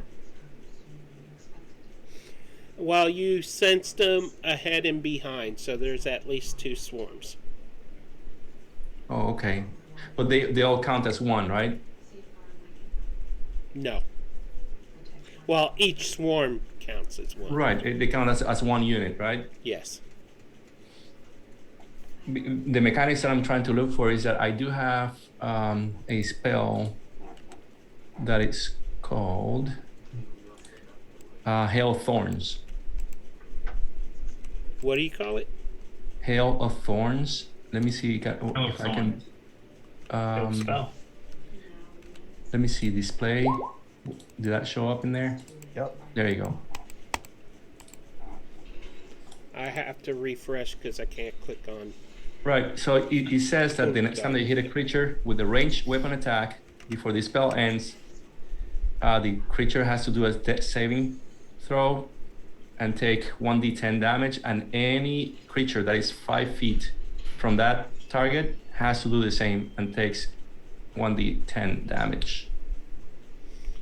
Okay. So I don't know if and that would be, if this is a single unit, then it would not work for that. If it's multiple that I can hit, then it will make sense for me to do it, but I don't. A swarm consists of dozens, I would think. So you could kill dozens within the swarm in one shot.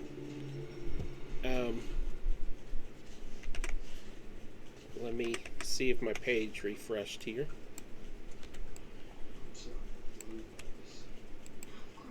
Hey, I'm back. Okay, so move Unthgar next to Nameless, and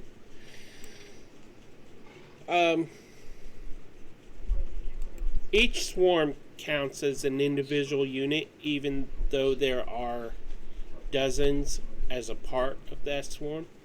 So attacking one swarm would affect those within the swarm. But Right. So depending my on question if would the be- other swarm is within 5 feet, would determine whether you would affect the other swarm. Right. So what my question is, if I do that and I attack one swarm, would it be only 1d10 and that's it, or would it be more than 1d10 attacking other? Oh, no, not the other one, but the same within the swarm. I guess not, right? It would be No, just like it's- one You individual, treat, right? Yeah, you treat the swarm as an individual. Yeah. Exactly. So, all right. So that won't work. And the second swarm is 10 feet away, so. Okay. So so we need to get the rest of the people. So I mean I don't think it's gonna work. We will have to fight our way. or we just run like heck. Not everyone's as fast. We might have to get back. Those would we're a be big group. double And opportunity attacks. Particularly, I Yeah. don't want to leave Stool behind. And Well, what if it's a dead what if a end? handful of us run up here, namely all the player characters, and we disengage and run through here, see if we can catch the kids, and then get the heck out of here. I We mean, the don't other know thing if is that we we can can keep go with it. stealthing and follow the path, but then we will be separated from the group. Yeah, I don't relish that idea. So our survival chances are bigger if we stick together. Did you go back to the rest of the group yet? I did, and I told them that we might have to fight our way. That's what I told them telepathically. Okay, so you guys can chime in as well, Right. Daniel and We Jacob. don't know that the kids are over there. Yeah, we don't know. Running And blue- for all we know, it could Running be a blue dead to end. get the kids doesn't make sense because we don't know they're there. We found more tracks. Yeah, we did find Yeah, some but that tracks, but then they doesn't really disappeared again. That doesn't mean that they're going to be there. That we've been finding tracks off and on. I agree. I fear the worst, to be honest with you. And what if we run all the way and we find out it's a dead end and have to come all the way back? You know, if Or it's we a dead get end, there and then they block our escape, and now we have to fight right. our way out. Maybe we just shouldn't engage at all.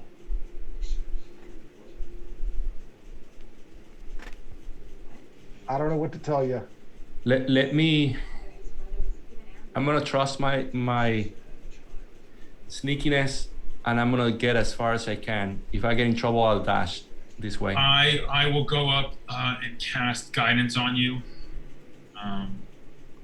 Okay, Just because maybe it'll be helpful. got it. So I'll keep. If everyone's okay with that, I'll just keep moving forward and then look for the kids. Okay, you won't have to dash because you're not in combat. You're not Right. in initiative. So Right, I as just want long as stealth. you're moving a couple squares at a time, it's fine. Right. Do I still have my stealth? Let's go ahead and check it again. Gotcha. And if you want to use the chalk method, I can back you up, but that's up to you. Got it. That's 21. Wow, Yeah. you're good at that stealth. Nice rolls. Right. So I'm invisible. I'm stealthing. I'm just gonna keep moving past them slowly, carefully, Okay. so that they don't. As you're moving through there, one end of it kind of dangles right near your face and then pulls itself back up and starts crawling on the ceiling Okay. again. As you advance past the two swarms, you step down on some fungus that's on the floor and it's also on the walls at that point. It's a little thick. The wall comes really close together, and you got to turn sideways to squeeze through. But you don't see any other swarms, any other centipedes immediately at that point. And then it opens up a little bit again. There's still fungus along the walls. How far would you like to go? All right. Does it seem to be dangerous, that fungus? I mean, No, it is not. Okay. If it seems to be safe for me to go down without slipping or anything, I'll just keep moving. I will say that the fungus smells awful. All right. I'll put up with it. Do I see? I'm still looking for tracks. I don't know if I can see if any tracks after I clear the fungus. Give me a perception roll. Perception or survival? Yeah, do survival, sorry. 25. As you're studying the ground, you see no more tracks from anybody that could have tread through here recently. Okay. It doesn't look like the ground has been manipulated to cover tracks either. All right. and I'm still looking around for any signs of more of these creatures or anything. Okay. At present, you do not see any creatures. All right. I want to get here right next to these rocks and keep looking. So, from that vantage, you see. Let me move the other map so the viewers can see. You see more swarms of centipedes along the walls and the ceiling and stuff. You also see that the tunnel dead ends. There are some plants in that little area ahead of you. There's a little bit of water as you come around and look north just a little bit. There's a pool of water there, but it's stagnant and stinky. Do I see the twins or no? No, you do not. Then, seeing that it's a dead end, I am going back. Same way I went in. Okay. Give me another stealth check when you go 15 more feet. Right here? Yeah. Okay.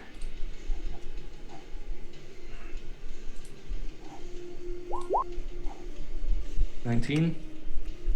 That is successful. Okay. So I go back. Way to avoid combat. Right. All right. So I go back and I touch Winnie in the shoulder. It's me. I'm back. No signs of the twins. This is a dead end. All right. Winnie utters an oath under his breath and turns and moves back towards the rest of the group. Okay. And then I relay the information back to the group. So, Okay. So, as you all congregate, you have a decision to make. Obviously, this tunnel was a dead end.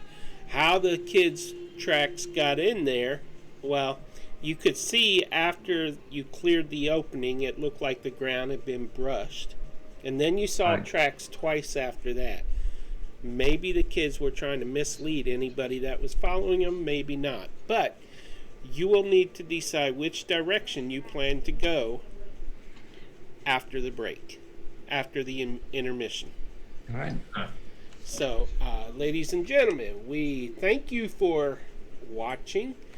We are going to intermission for about 15 minutes.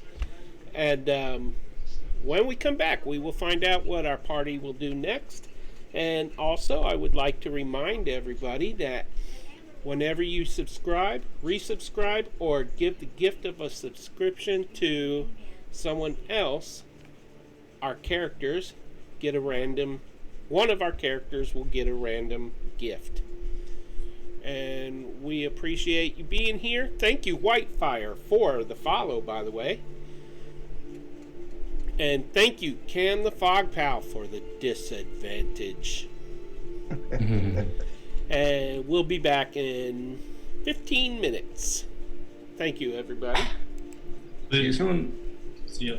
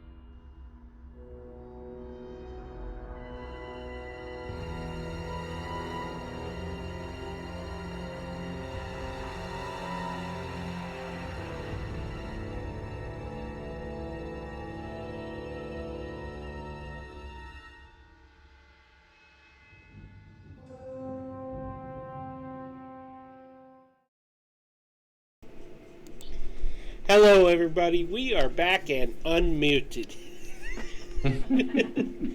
Whoa, we all? Oh my god. Yes, we are back. Everybody is under the correct name. We are ready to continue. So, when we left off, you guys were at a spot where you were going to decide what your next move was. Right. So Sargos relayed information that was a dead end. No signs of the twins, and plenty of bugs. Menacing-looking bugs.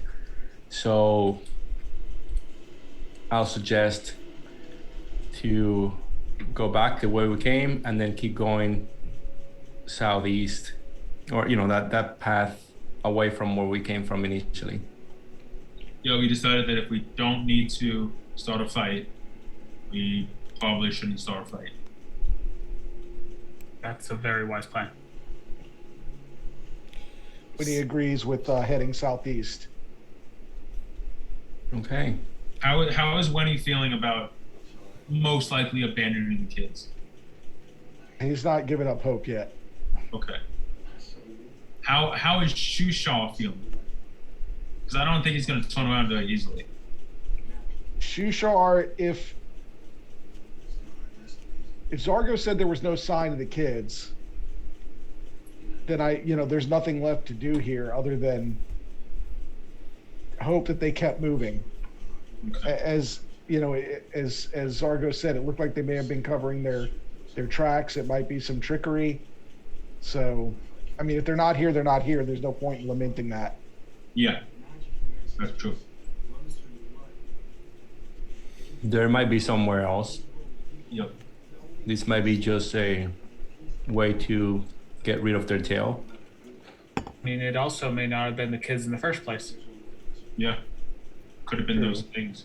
Or maybe they were taken by someone or something. But they're not down there. So. Okay, so let's turn around. So, are you reversing the marching order? So, Seraphim is leading now, or? I think so, until we get out of the cave, and then we can put everyone back in order. That works. Because Okay. I'm guessing the cavern we're in is fairly small, and we can see where we came in. Or you can see where we came in from. Okay, so go Seraphim ahead. We'll just start moving out where we came from. Sweet. Okay. I'm going to go ahead and move Unthgar to there so that, wow. The lag just caught up. Everybody moved at once for me. We're that good. Yeah. This is Okay, asynchronous so swimming. finely tuned party. We do it all, Nameless is with, Unthgar is with Nameless. Yeah. So, in fact, I am going to, no. Never mind. Okay, so now you can reset your marching order. Okay. Okay. Do you guys want me to lead the way again, just in case, or?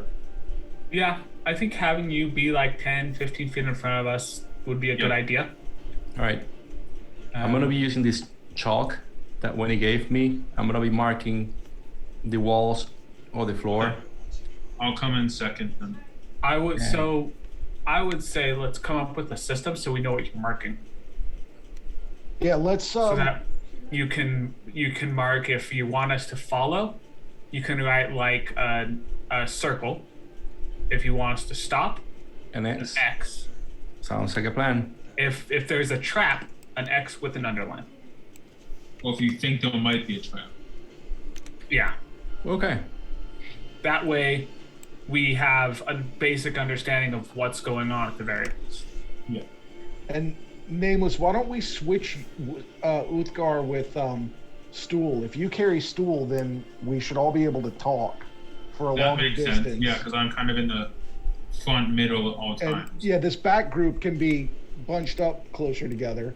Okay. And Winnie can leapfrog between the group and Zargos.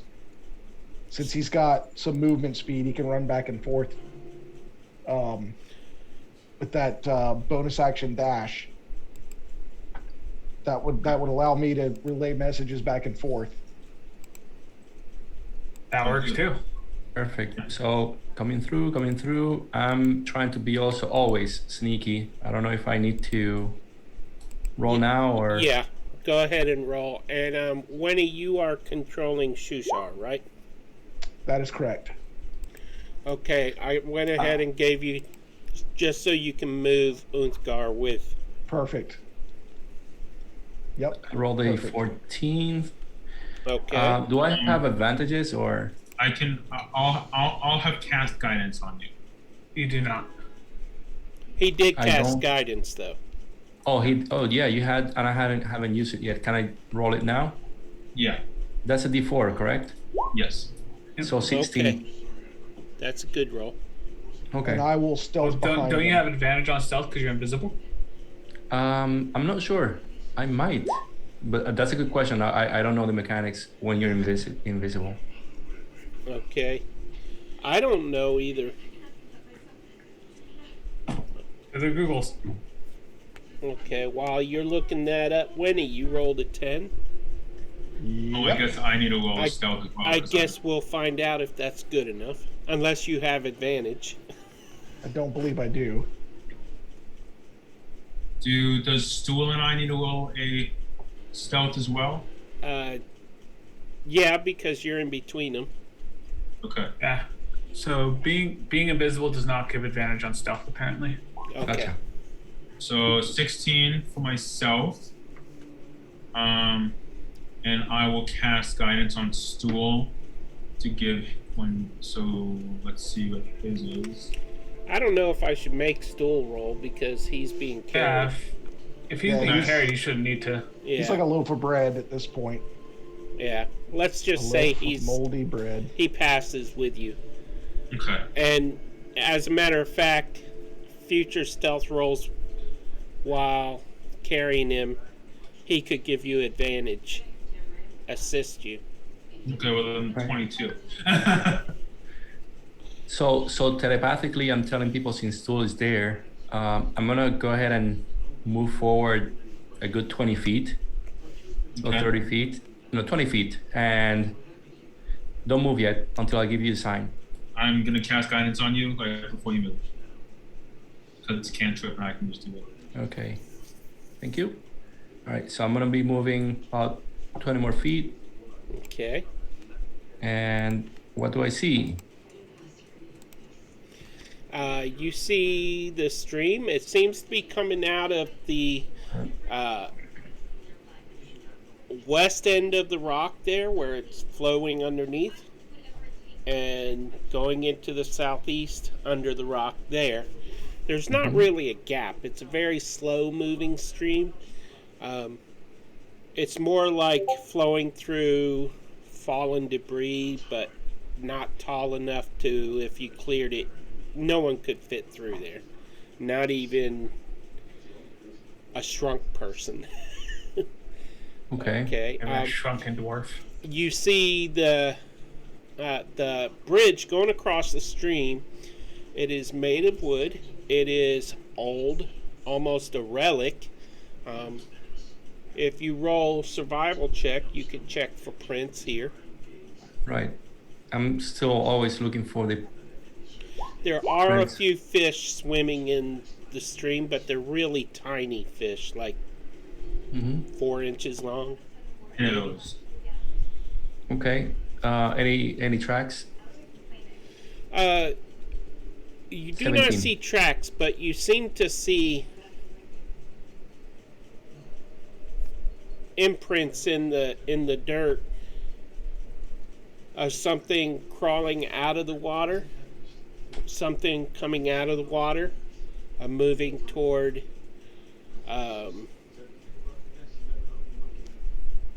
the stone stalagmite, Does the water look deep? and These also are the there these are are the stalagmites. This one here. no, these- those are piles of stone. These guys are so. Yeah, Okay. that's a stalagmite. Yeah, there are 3 stalagmites. And I saw the tracks or the, streaks or so going to which one of them? This one here? Let me check real quick. Yeah, going toward that one. All right. Do I see any creature or anything in that from where I'm at? You don't see anything. Well, give me a perception roll.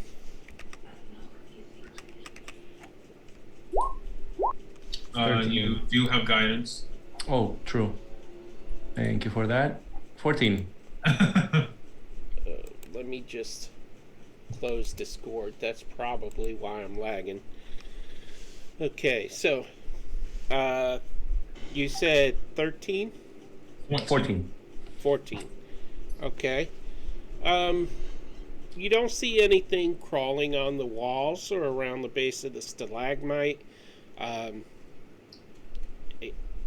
The tracks. Well, you didn't really see centipede tracks earlier, so you wouldn't know if it looks like that. But you don't see anything alive or moving. Okay. So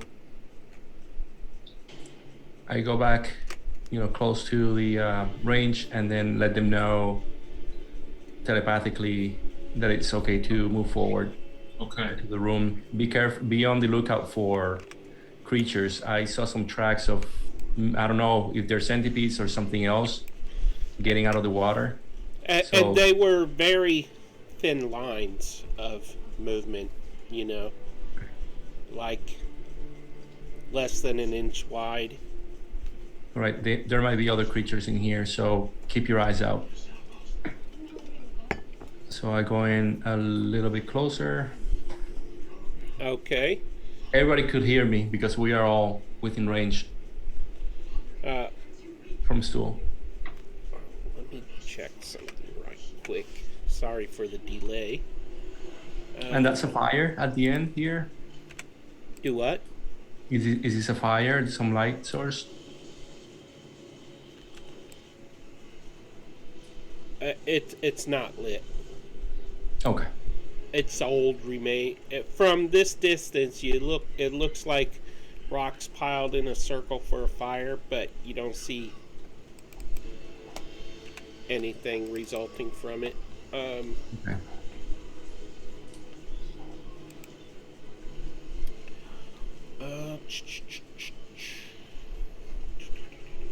Is this water safe to drink?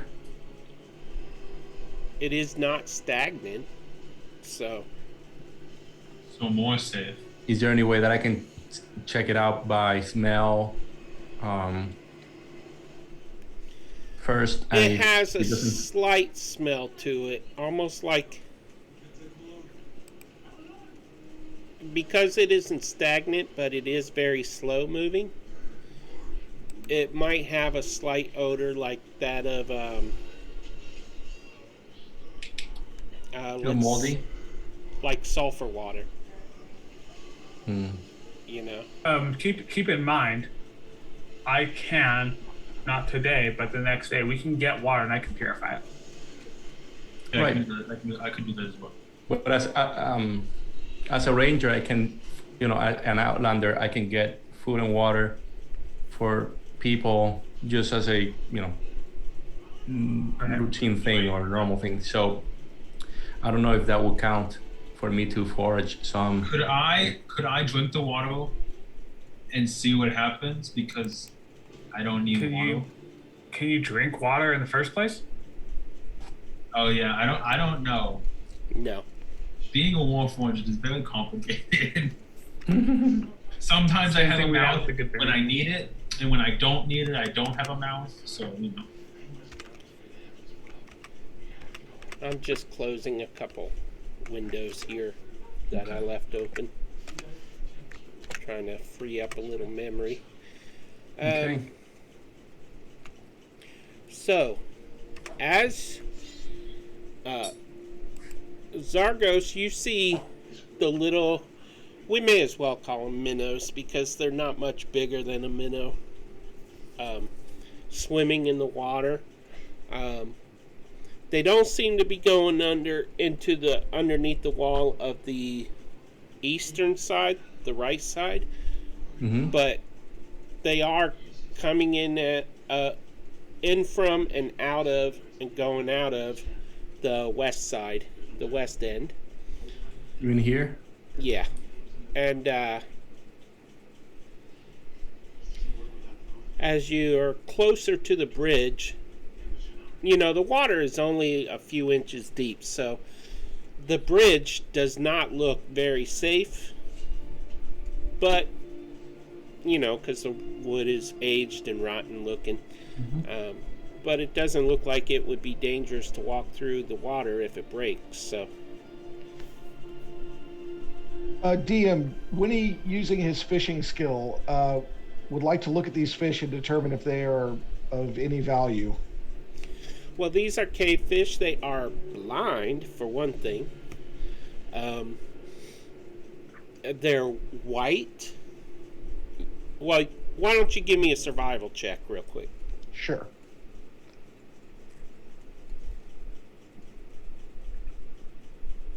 $23. Very nice. Okay. What you see are the fish are very white, almost albino type looking. Yep. Their fins, their scales, their eyes, all white. They don't seem to sense your presence outside the water, so they're not sensing your shadow over the water or anything. Not that you would cast one because it's dark.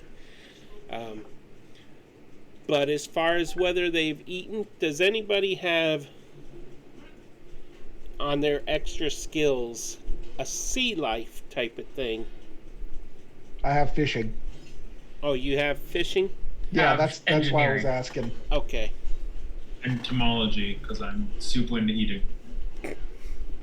I would say that that these fish are indeed edible. Their bones are very soft, not dense.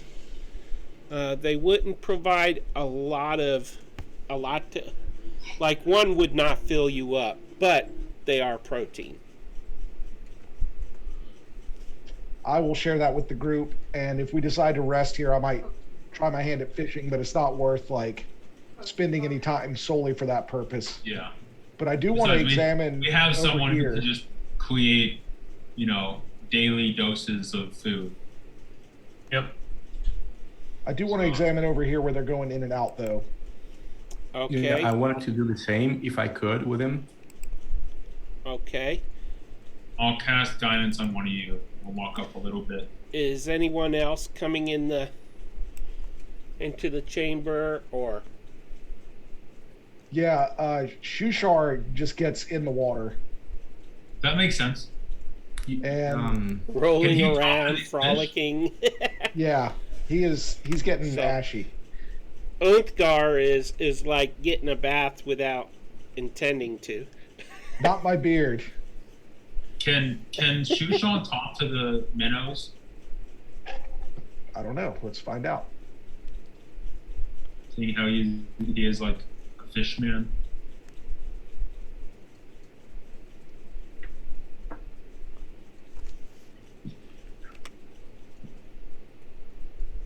What languages does he speak? Fish.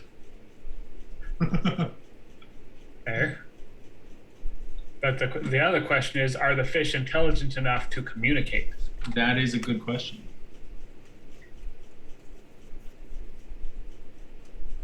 It doesn't say that they have their own language. Does Shushar speak aquatic?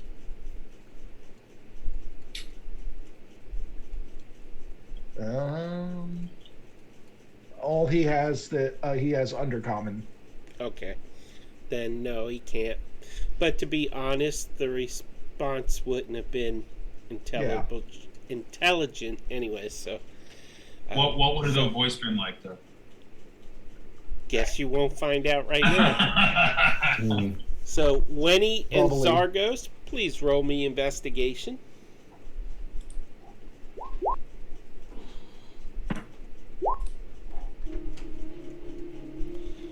Okay. That's terrible. Okay, so the 5 is your investigation roll. Zargos, you can see like submerged in water, maybe a 2-inch gap beneath the stone where the stream is going, Mm-hmm. and that's where the fish are swimming into and out of. Meanwhile, Winnie, you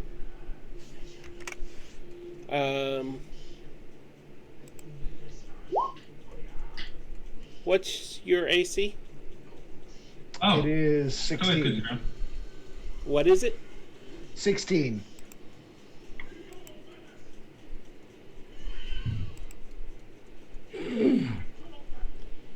You feel two rolls. tendrils wrap around you as the stalactite seems to come to life. Of course. Can I And try to pull him out as a reaction, or? Oh, great. These things are awful. an eye opens up, a single eye opens up, a huge maw. And you see sharp teeth, a mouthful of sharp teeth, and its tendrils are waving all around. My companions hear a muffled swear word as the tentacle wraps across Winnie's mouth. So I would like you to make two. Ooh, it doesn't. 2 strength saving throws. Wait.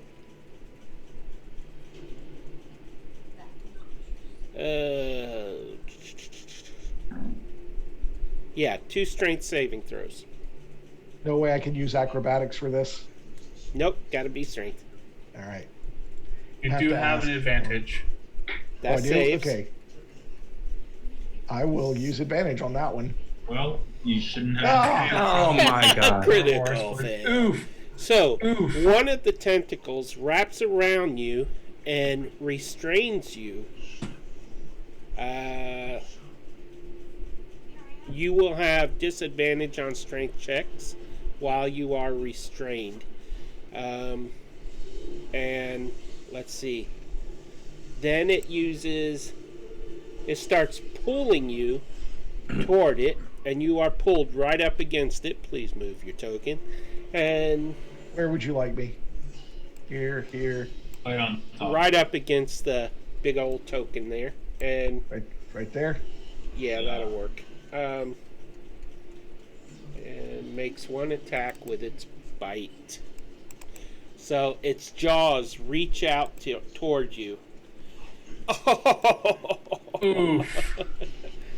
You and your criticals. Oh, Oh, and it rolls a critical hit. Sometimes you eat the bear, and sometimes it eats you. Yep. And Yeah.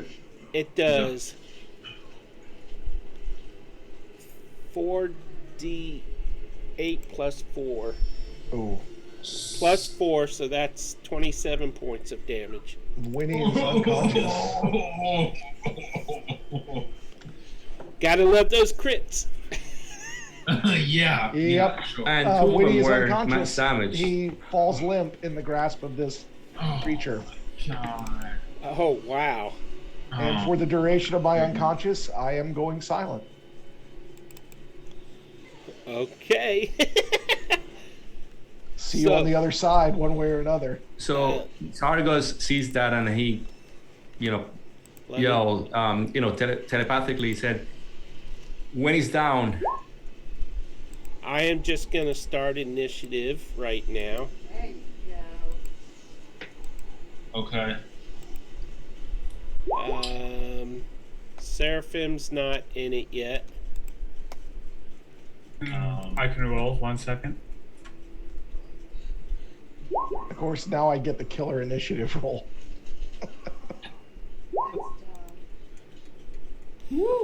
And my API is not working, so that means everybody has to roll. Okay. I gotta Everybody click all that's my in the initiative. combat does.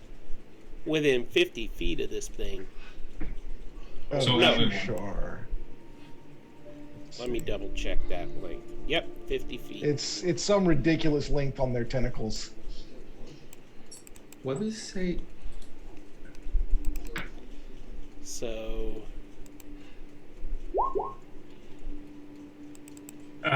That says Dex. That's for the Prince's initiative. okay, So 14. where is the prince? Oh. Add turn. That's right. Okay. The roper rolled a 4, so that's good news. Who are we missing? Anyone? Unthgar.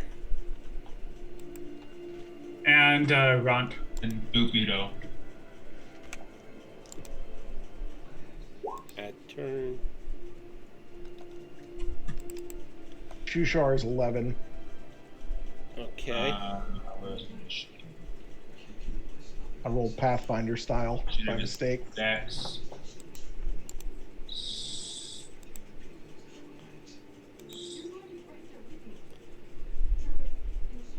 I don't know. Oh, there it is. Right next to Oops. Bukido's a 21. There we go. Um, I hope Uthgar isn't in twice. Want is not in there. So Want needs to get in. I need to reboot my API.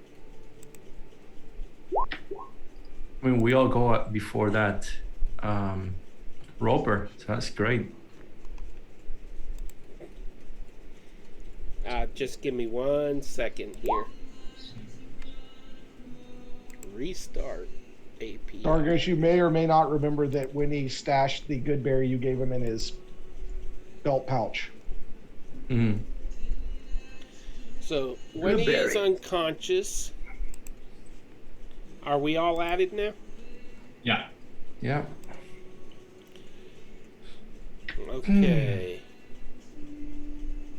Or has the Prince wonderful is luck in of being there. tied to the pacifist. Seraphim's there.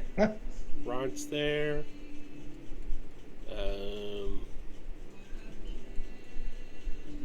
Where's the mushroom? He's above name. He's riding on nameless. Oh, did he not roll? You can roll. Oh, Yeah. okay, I got him. Okay. I To didn't be realize fair, he his was- player was kind of. Yeah. I would say he may act at the same I was time. rolling as, everyone else except for him. Yeah, that's true. Let's give him the same as Nameless. Okay, yeah, that's That'll keep it easier to keep track of. And Unthgar should be the same as Shushar or vice versa. Shushar is 12. So I would say we probably would want the mushroom to have its own initiative simply because I don't think it would make sense for Nameless to take the mushroom into combat with him. No, I was just gonna put him like down immediately. Yeah, and so if you Oh. do that, it would make sense to have a separate initiative, right? I mean, he's not gonna do Yeah, anything. he'll have his own initiative. It's just tied. I just tied it with Nameless. Oh, okay, that makes more sense then. There. So, just so that they're grouped together. Alrighty, so I believe that is everybody. And we are ready to rock Mr. Unconscious Winnie. And move this where it needs to go. Zargos, you are at the top with a 28 initiative. Wow, man. Are Alright, you rigging so- the digital dice somehow? No, I actually rolled a nat 20 with +8 in my initiative. Nice. All right. So what I'm gonna do, I'm going to I mean, I see that this guy has different tentacles or so. Now I'm going to put my plan to action, what I was thinking earlier, which was using that Hail of Thorns. If I do that, I can hit the roper and all his tentacles, right? Because I believe that in a fight, well, in I another don't think campaign, you can attack the tentacles separately. I mean, Yeah, you could probably attack one to free yourself if you were no, you can grasped. attack the tentacles or you can attack the roper. Yeah, but it would still be the roper either way. But wouldn't it, if it's a Hell of Thorns, each tentacle, because it has its own health, it will hit all of them? It's just a question. I don't think the tentacles have their own health. Yeah. Is what Yeah, he's because saying. otherwise they would have their own They initiative. do. No. I think that you can target a tentacle and then it has enough HP that when you reduce it to 0, it lets go. Oh, wait. Hold on. Because that's what I remember in the Forge of Fury when we were fighting. Oh, you that. are right. Okay. Ace. Each one has its own hit points, each tentacle. Right. It deals no damage to the roper when you destroy a tentacle. Can But you, it does so destroy the tentacle, so it can't be used against us. my Right. question though is, Right. can you pick what creatures it deals damage to? What do you Because mean? otherwise, he's gonna hit Winnie, Yeah. and doing damage to a dude unconscious is not good. Well, when me he see. lost consciousness, it automatically lets go. Right, but he's within 5 feet of the Yeah, he was creature, is just what I'm dropped saying. in, right? Yeah. So if he uses Hail of Thorns, the Hail of Thorns would also Oh hit yeah, Lenny. an AOE. Yeah. I see what you're saying.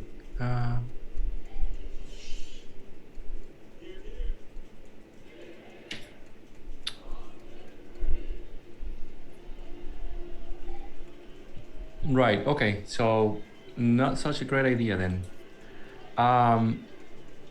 Then what I'm gonna do, it would be to cast Hunter's Mark on this guy, on the roper and the main Stalagmite, and attack him with my hand crossbow. Now he can't see me, so I do have advantage. Correct? Yeah, but once you attack, doesn't it drop? No. No, this is not a spell that I'm casting that breaks with attacks. This is just a feature that while I'm in darkness, I'm invisible to Okay. creatures that rely on dark vision. Okay.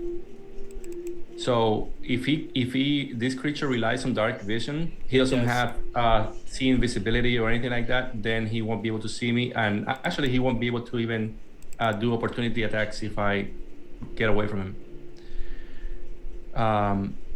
So what I'm gonna do, I'm gonna attack him, and that's a 24 to hit. That hits. Then the Are you damage, attacking it or a tentacle? it, yeah, Okay. the main guy. And this is the damage.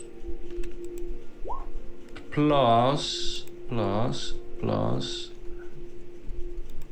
Oh, I'm gonna do the favorite foe as well on this guy. That I can do a favorite foe, which would be this. And on my first attack, he gets that plus the Hunter's Mark. Let me see. I'll explain that in a moment. 18 points so far. Right. So it's first is the my attack. So first is my attack, the 7, right? Mm-hmm. And my favorite foe, once per turn, I get to do a d4 damage to that creature for the next Okay. minute. Then with my Dread Ambusher, I do a d8 on my first attack, on the first attack that I actually make. And the Hunter's Mark is a 3, so that will be 21 hit damage. Minus 21. Okay. And I'm going to attack again.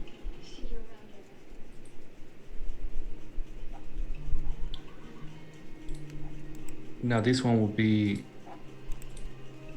critical. There you go. So he gets, let me just click it. These What is dice that? are rigged. Right, 4 plus 5, so it's 9, right? Points of damage. Yeah, 13 with your crit. 13. Yep. Yeah, because 9 plus the 4 It has for your it in the crit. chat. Gotcha. And the D6 for the Hunter's Mark. So another 4. So that will be 17 points of damage. Your Hunter's Mark doesn't trigger. It only does once per round. Yeah, it only works on the one attack per round. I think the Hunter's Mark is for every attack that I make. It's not. No, I'm it's pretty just sure it one. says it's only your Um, one attack per round. I'll look it up, but I have used Hunter's Mark before, and I'm pretty sure about that. You deal an extra D6 damage to the target whenever you hit it with a weapon attack. So It's a every bonus attack- action, though. You only get one bonus action. Oh, yeah. No. The bonus action That's is to for me cast to, it. to cast it and mark Oh, him. okay. Once it's marked, every attack that I do, it includes the Hunter's Mark. All right. All right. So I know because I played a I Oath need of to Vengeance get Hunter's Paladin, Mark on my characters.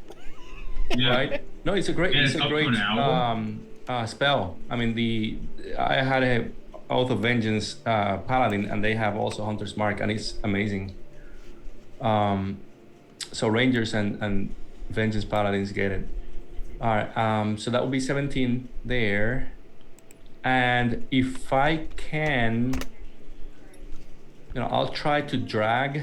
I don't know if I can do that. Wenny, I mean, he's a smaller creature, so maybe I can just get away from the roper and drag Wenny away from him. Okay. I don't know how much movement, if it will be half of my movement, but then I will try to move him. I would say it's difficult terrain when you're dragging him. Right, so half of my movement, right? Yep. Yeah. So let me see, I'm here, so I'll see if I can move him 15 right here. So I cannot move him, but if he moves right next to me, then that'll be great. Onto the bridge. Onto the bridge, yeah. I mean, he's small, considered to be a small creature, right? He's Yep. 5 feet bigger than he. Or medium, yeah, but Yeah, he's he's not- he's not too medium, heavy. Yeah. I'm only medium Right. now. Yeah. right. Okay. So that's my turn. I mean, I did want to, yeah, that's my turn. So Winnie, you can move over next to Zargos, and that brings us to Boopido. Bupido's gonna move over here and take a short crossbow attack at this creature. Okay. So that's a 10. Does he have advantage? Do I have advantage? Fortunately, no. So that's a That miss. misses. And that's it. Okay. When he is, oh yeah. Man, that was mean. Yeah, I got to make my death saving throw. Okay. That's at least that's a pass. Okay, that's a pass. All right. Okay. That was quick and easy. Seraphim, it is your turn. Seraphim is gonna go ahead and move to there, Okay. and he is gonna go ahead and take a swing at this beastie. Beastie Boy. 15 to hit. That misses. Okay. Ooh. I'm gonna use one of my inspirations on 12 with advantage. 15 doesn't hit. That's scary. Yeah. Yeah. How about a 20? That There you hits. There you go. Okay. And so that's 10. However, I'm also gonna go ahead and where is it? I'm gonna do something I haven't gotten to do yet and smite the dang thing Nice. for another 2d8. So that's 26 total points of damage. Damn. Bam. Okay. Anything else? Nope, that'll be my turn. Okay, it is Untgar's turn. However, before he goes, suddenly Another one pops up because there's going to be 3 of them. one appears, a stalactite comes to life. And its tentacles reach out, shoot out towards Shushar.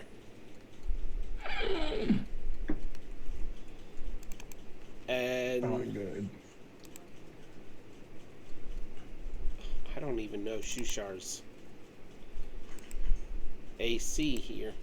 He's got a natural armor of 11.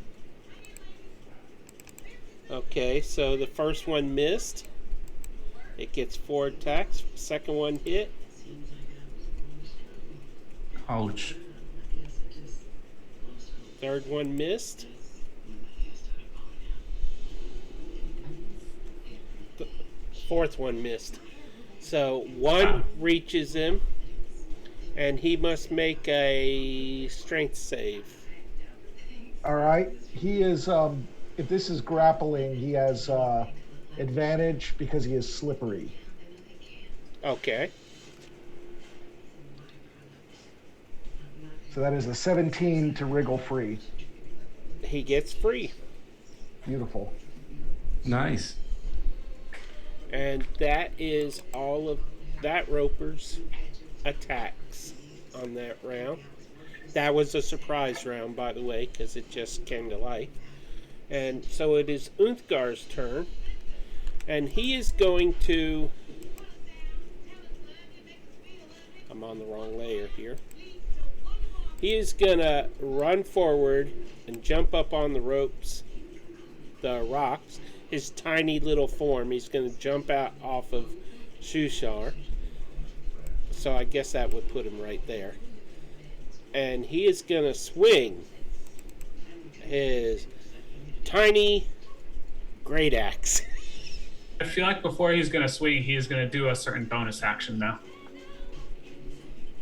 Oh, Oh, yeah. Oh, yeah. he I don't know how to do it, so you might be Ray. mad about being surprised that way. In other words, Maybe he could be mad about being And small. tiny. I don't know. Yeah, he'd be. I'm with Nameless on that one. what? being He's mad about being small. tiny. Peter, I'm sorry. Sorry for the late notice, but the thing is that when I hit him, the roper, I don't know if he's immune to poison or not, but those are crossbow bolts that are dipped in poison. And that So- was the roper there, so Do you want really to top? messed So I up don't know if giving you us want to do that now poison or bolts. I'm sorry about that. I forgot. does it roll the saves on being hit or when it's its turn? No, When when it's it's hit. So he must roll a con save. Constitution.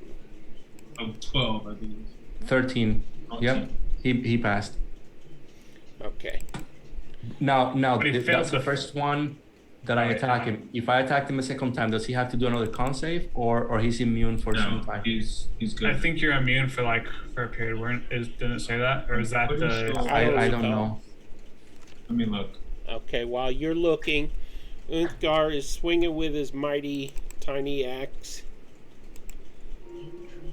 No, I think that you're immune because we were immune when they hit us with that one whenever we passed the. I thought the only thing we were immune to though was the creatures that try to put us to sleep. Yeah, it doesn't say anything about being immune, so it's Yeah, so it's poisoned. And asleep because it failed with the 4. Oh, yeah.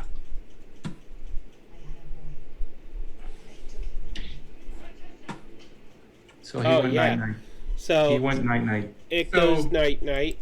Meanwhile, Well, so I have a question then. So that would have happened before my turn, right? So Yes. that means I would have. So what I'm saying here is it would be awake at this point because I hit it and woke up. But that being said, because it was asleep, I would have gotten advantage on my attack, so I didn't need to use an inspiration, right? Yep. yeah, give your inspiration back. It is Actually, it's- woken up again, unless you, Actually, it's a critical. Because he's incapacitated Yeah, it's an auto crit. and you're 5 feet away from it. How much damage did you do during that attack, Jacob? I did a ton. Right. I did 36 or 26. 26? All right, so 26. So that would have been 52 points of damage. If you want to do it the lazy way. Or I can re-roll. no, don't re-roll. What's the total again? 50. 52. Okay, there. I changed it. All right. Okay, Good. so, but it is now awake again.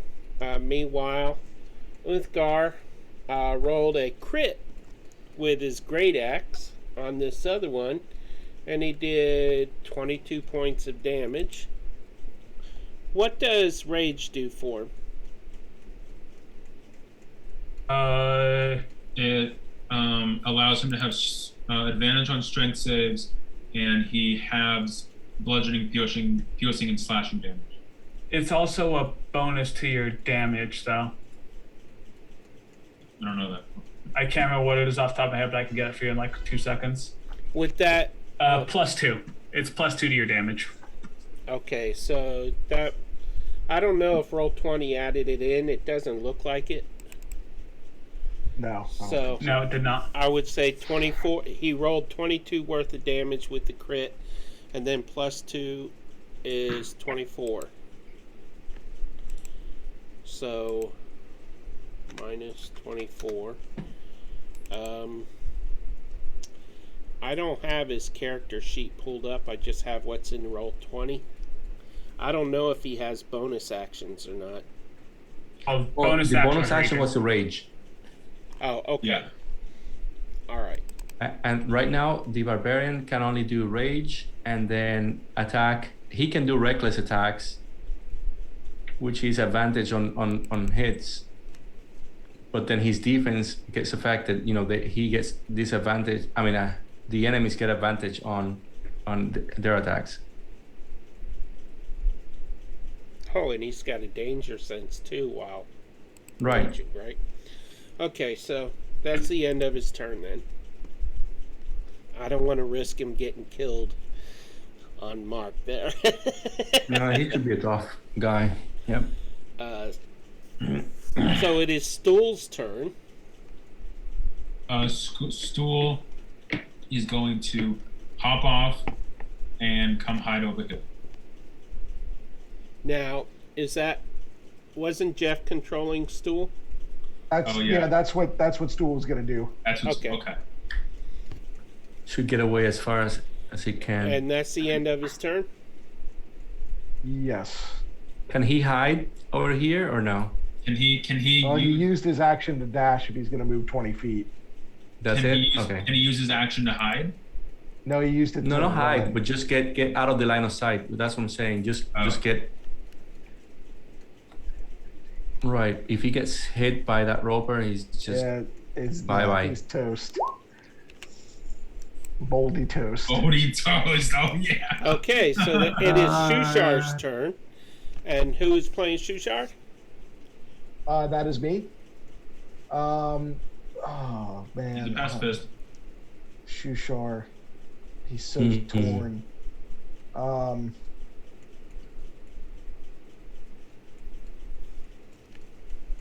Does the roper speak Undercommon? Would Shushar know if a roper speaks Undercommon? You could try talking to it in undercommon and see if it responds. Roper has no languages. Okay. I don't know that Shushar would know that. Shushar's going to attempt to negotiate with the Roper by saying, "This course of action is very unenlightened. If you would let my friends go, I could show you a cleaner way to live."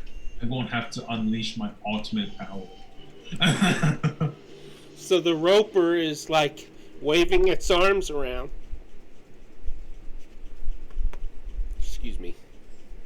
His tentacles, and it totally ignores him and opens up its jaws trying to get the tiny little Unthgar. I'm picturing the aliens from The Simpsons. King and Kronos, Yep. or whatever the second one's called. Yep. Kang and Kronos. Yeah. Does he want to do anything else? Move away or anything? No, he's trying to convince this person, and he's not much of a skilled combatant, so he doesn't. His immediate reaction isn't, "Oh, danger! I need to mitigate this." So, unless someone yells at him, I think he's going to stand there. Okay. Yeah. He's not gonna help you, Wenny. Let me see if Seeing he has that you're something that down? would be. Yeah, that's true. Good point. Let's see if he has something that would help Winnie. Maybe he has a Does he potion or know that something? you have the berry in your pocket? Did you tell him all of us? No, I don't think he would. Does he have a good berry himself? I think that I gave a good berry to everyone. Yeah, you did. Yeah, I think you Yeah, in that case, yeah, I think Shushar would. Seeing that he's being ignored, he would take speed. And do I have enough action economy to administer Goodberry, or was my talking my action? did. I would say you have action. Okay, in that case, he will try to. We'll Maybe shove it down your he's throat. gonna mama bird this Goodberry. He's gonna chew it up fast? and spit it in Winnie's mouth. Nice. And there's a like purple stain all over Winnie's his white beard. beard. And then he'll do mouth to mouth. Yeah. Because after it doesn't work for a second, he's going to try doing CPR. So, Nice. a fish doesn't have a tongue, right? Oh yeah. They actually Oh, have yeah. parasites that'll eat their tongue and rest there. Oh, gross. Really gross. That's knowledge I didn't necessarily need to know, but okay. Science is a wonderful thing. Okay, so Winnie, you have 1 hit point restored. All right. Nice. And when he comes to consciousness, and all he can say is anchovies. That makes sense. Oh, that's priceless. Okay, so Nameless, it is your turn. Okay, Nameless is going to cast Spiritual Weapon. That's a bonus action to cast. That's a bonus action to cast. And then he's going to, now that Wenny is up, he doesn't have to heal him instantly. So he's going to come over here and attack this guy with his Warhammer. Where does he put the Oh, where does he put the weapon? Oh, boy.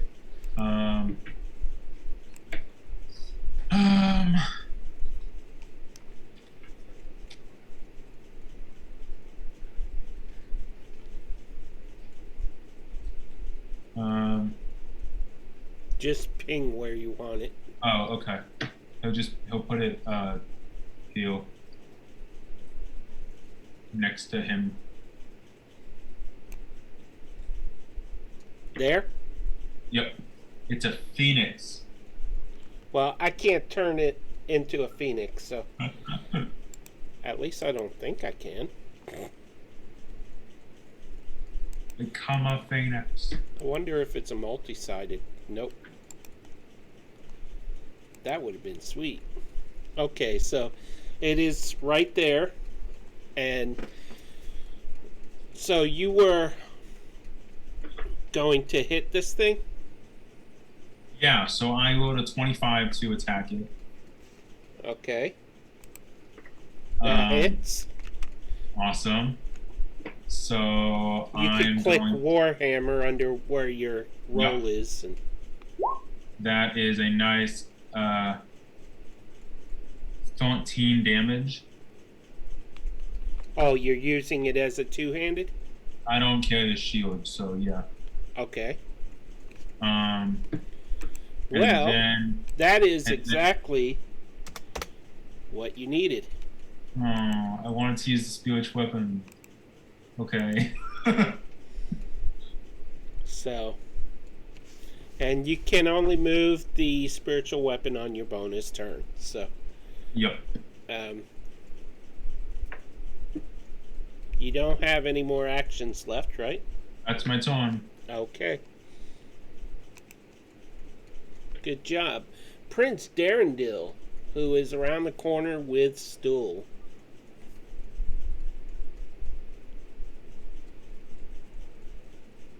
The prince, because he's way back there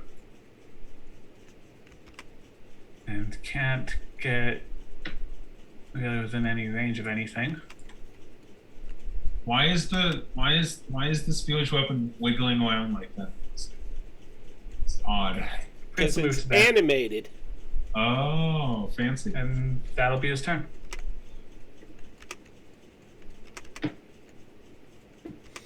Okay, so that will put it Ront's turn. Ront is also you, right, Jacob? Yep.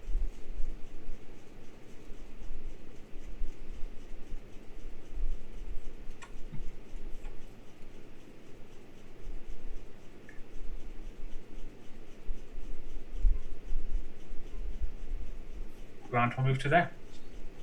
Okay. Anything else? Does he have a? That'll be his turn. Okay. I don't think he does.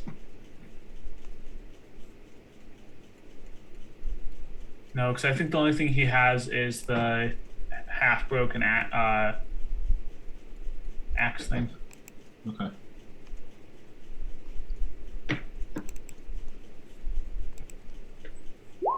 I forgot. Oh, he does have it. He does have a javelin, actually. Wow. He dies. The second roper rolled a 0 for initiative. How is that possible? So he doesn't go at all. That means that 0. He just instantly dies. So- he appears and then dies. Ront will throw a javelin at the dude down here. Does 17 hit? No, it does not. The javelin shoots past it, misses the tentacles and the roper, and strikes the wall behind it. And then it bounces off the wall and hits him, right? No, it just falls to the ground. Okay, and that will put it as the turn of Zargos. All right. I do have a question about mechanics here. I know that there are some free actions or things that you can do in your action during your action that they don't count as an action. Like, for example, taking something from a pouch or lighting a torch. An object interaction. If it requires a roll, it uses an action. Right. No, but then I do have a healing potion. That's an action. Well, Wait. to pull it out does not take an action. To pull out a healing potion, right? So it will not count as an action, correct? Correct. All right. So. And you could hand it to Winnie if that's your plan. That would not take an action. Exactly. Okay. Perfect. So I want to do that. I do have that healing of potion of healing, and I'm going to be giving it to Winnie. The next thing I'm going to do is as my bonus action, I'm going to transfer that hunter's mark that I'm concentrating on, and I'm going to pass it to the roper that is alive in the south. So that's my bonus action, and then I do have one attack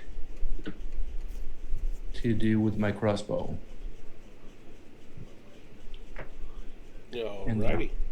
And that would be, if I find it, there we go. I'm sure it's a miss. Yes, it is a miss. All right, so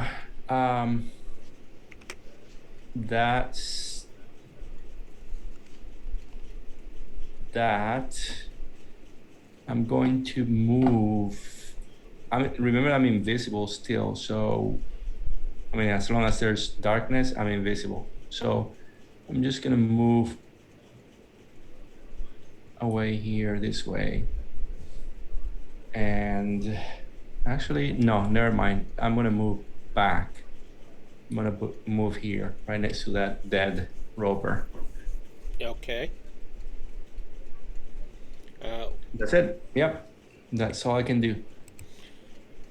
Winnie, are you gonna? You're gonna wait till your turn to drink the potion? Yeah. However you want to run the mechanics there, Peter. I'm happy to oblige. Yeah. When it's your turn, I'll let you drink that as a bonus action. Perfect. Okay, Boopido's turn. Boopido sees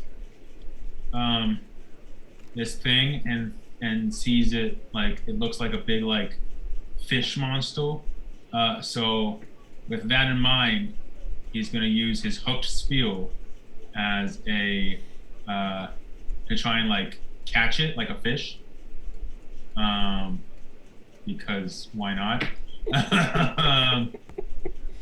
And so he's going to go up and stab it.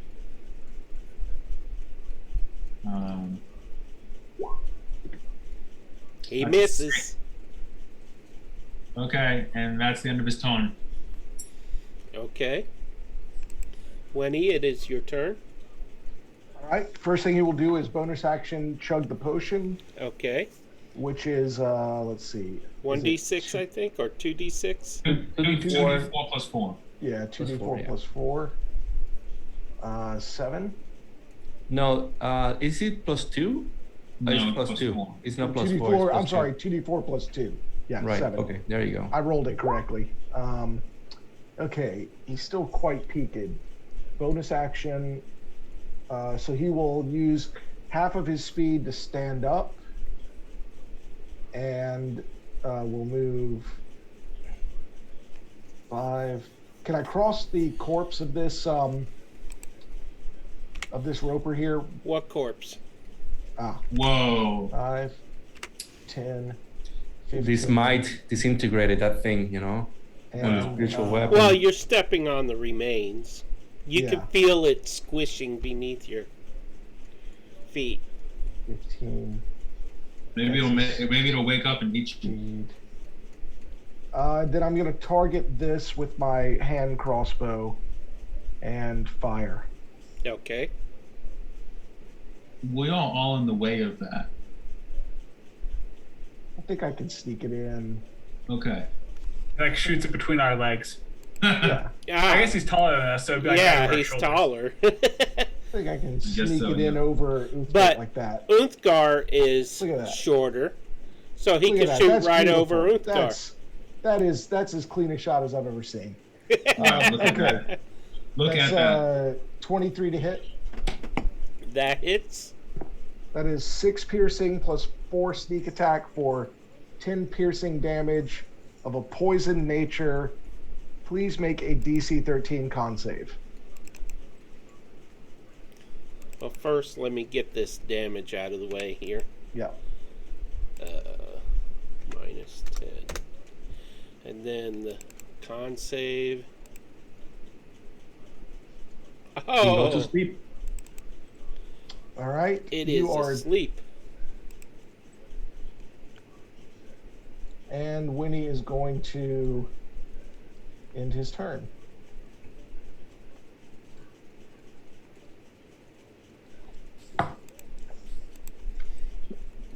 Okay. Seraphim, it is your turn. Cool. Same thing as the first. I'll move to here. And I'll go swing, and it's unconscious, right? So it's an auto crit. Yes, it is. Another smite. Unfortunately, I already used one of my spell slots earlier, so I don't get to smite it again. But what I will do as a bonus action is I will use Hexblade's Curse on it. So it'll get a +2 bonus to the damage. Okay. And I'll crit moving forward on a 20 or a 19. Well, it's a critical anyways right now. Right, but it's just moving forward. Right. Because that could be useful. So, did you already roll? I'm doing that now. Okay. So that's 20 damage. Wow. Or sorry, 22, because it didn't add the Hexblade's Curse to it.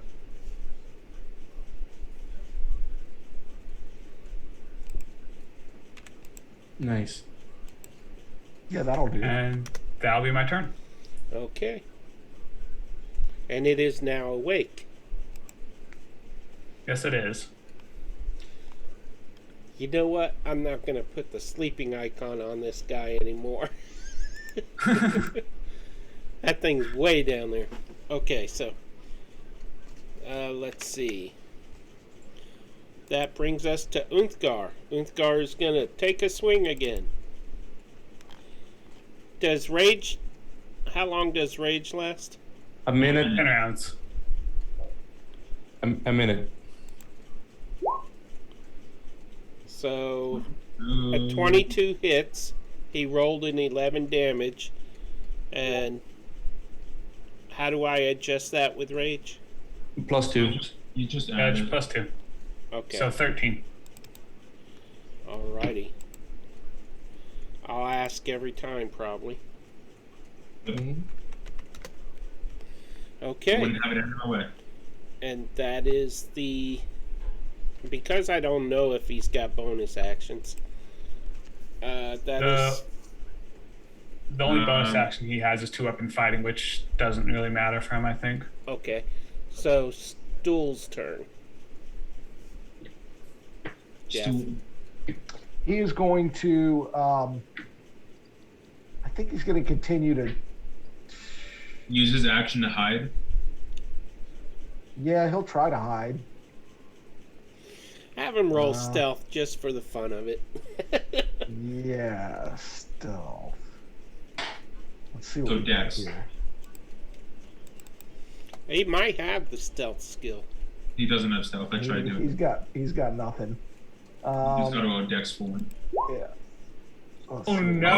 Oh no! Yeah. It's a So good he thing he's thinks around the he's hiding. corner. He thinks that he's hiding amazingly, but everyone can see him. Yeah, he's just kind of frozen, acting like a mushroom right now, but... I mean, you know. He's actually, instead of trying to hide, he's just covered his eyes. Yeah, right. He's like, no one can see me because I can't see anything. The baby logic. So it is Shushar's turn. Shushar will glance around.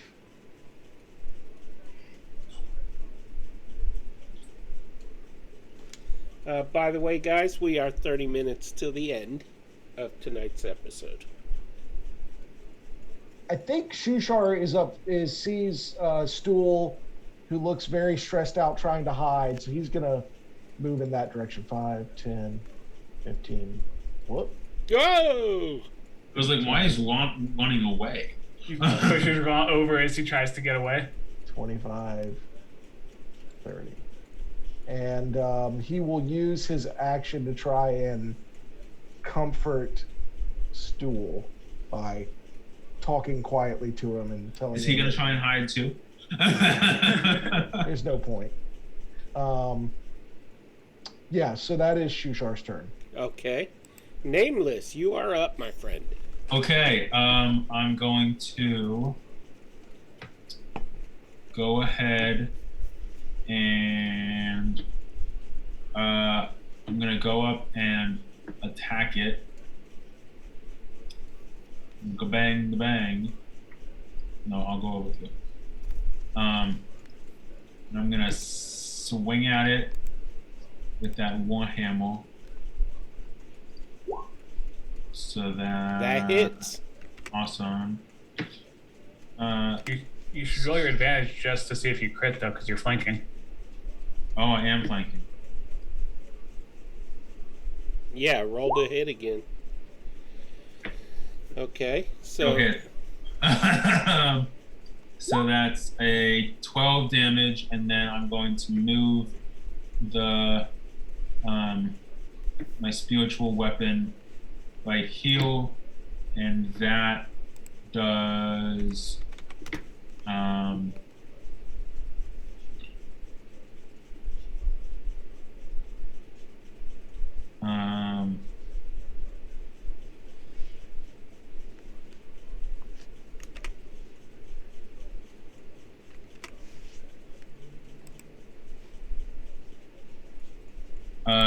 so that deals 1d8 plus my spell casting modifier.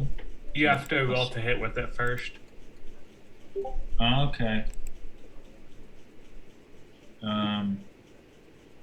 Is that just a how do I roll to hit? If you go to the spell, it should have like a dice roll next to it thing. If you do it on D&D Beyond. It yeah, has a you just hit banner. cast again. Well, it should be to the right of cast. Oh, I see. Cast. So it that's rolled a 17. That does not hit. Okay. Where did you move it? Because I don't see it moved on my screen. I can't move it. There. Right there. Oh, okay. That's why I didn't see it moved on my screen. Does it have it? Does it flank? No, it doesn't, unfortunately. Okay. And there's nothing to flank with it either, because there would have to be something here for it to flank. Oh, okay.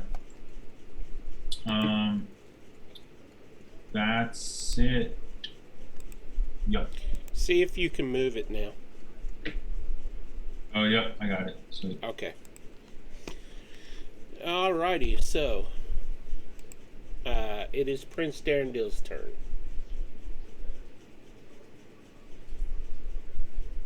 The prince is gonna see that there's really nowhere he can go to hit it.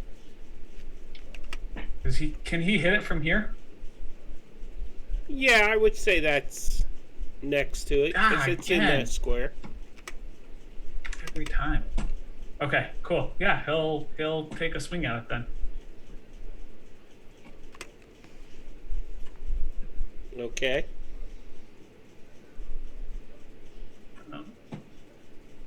24 to hit.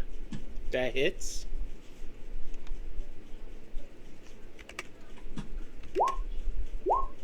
Four points of slashing damage. And then he's got a multi-attack because he's a Quaggoth. 14. I'm guessing that misses. That misses. That'll be his turn. Actually, he's going to roar at it menacingly, because why not? He's gonna what? Roar at it menacingly. Okay. How's What that else is a sound? Quaggoth going to do? How's that sound? Arr. Just like that. I ain't roaring. Like the water boy. Oh, come on. At least roar so that Cam can see you roar. I ain't roaring. I don't want to destroy everyone's ears and my voice. Okay. Oh, he's doing it for our safety. That makes sense. Yeah, Okay. it's the same reason I don't sing. For that, I thank you. I've seen Wow. you play guitar. I can do that well. Not singing, though. Definitely not singing. So, it is Ron's turn, and while you are deciding what Ron does, I just want to say, Stool is lasting too long in this campaign. Don't say Because we're that. doing everything we can to protect him. Stool's my boy. Right. He's really the Well, mascot you know, of the if team. you know what happens if you kill Stool, right? You're gonna get disadvantaged forever. Right. I know. I was just saying that because Cam's in chat. He's our team mascot. So we I'm can just kill, gonna do the we can same kill thing we did last everyone time. else. We can have all characters die, but if Sewer dies, all hell's gonna break loose. I think he's the key to our salvation, personally. Stool is useful. He lets us talk to each other while being quiet. Right. So what's Ront doing? He's gonna throw another javelin. 23 to hit. 23 hits. That is 6 points of piercing damage. Actually, sorry, yeah, 6 points. Okay. This thing, its tentacles, only one or two tentacles are moving normally. It looks kind of stooped over a little bit. It's pretty hurt. And that is the end of Ron's turn. Yep. Okay, so it, with its 0 initiative, I still don't see how that happened. It has a negative to its dex.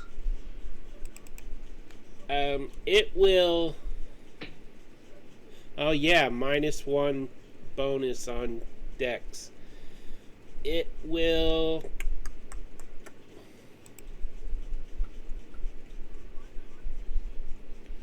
At 25, it is targeting Nameless. Cool, Okay. I'm getting an attack of it for Sentinel. What? I have Sentinel, so anytime it attacks a character, that's... Not you. I guess that's, yeah. Although...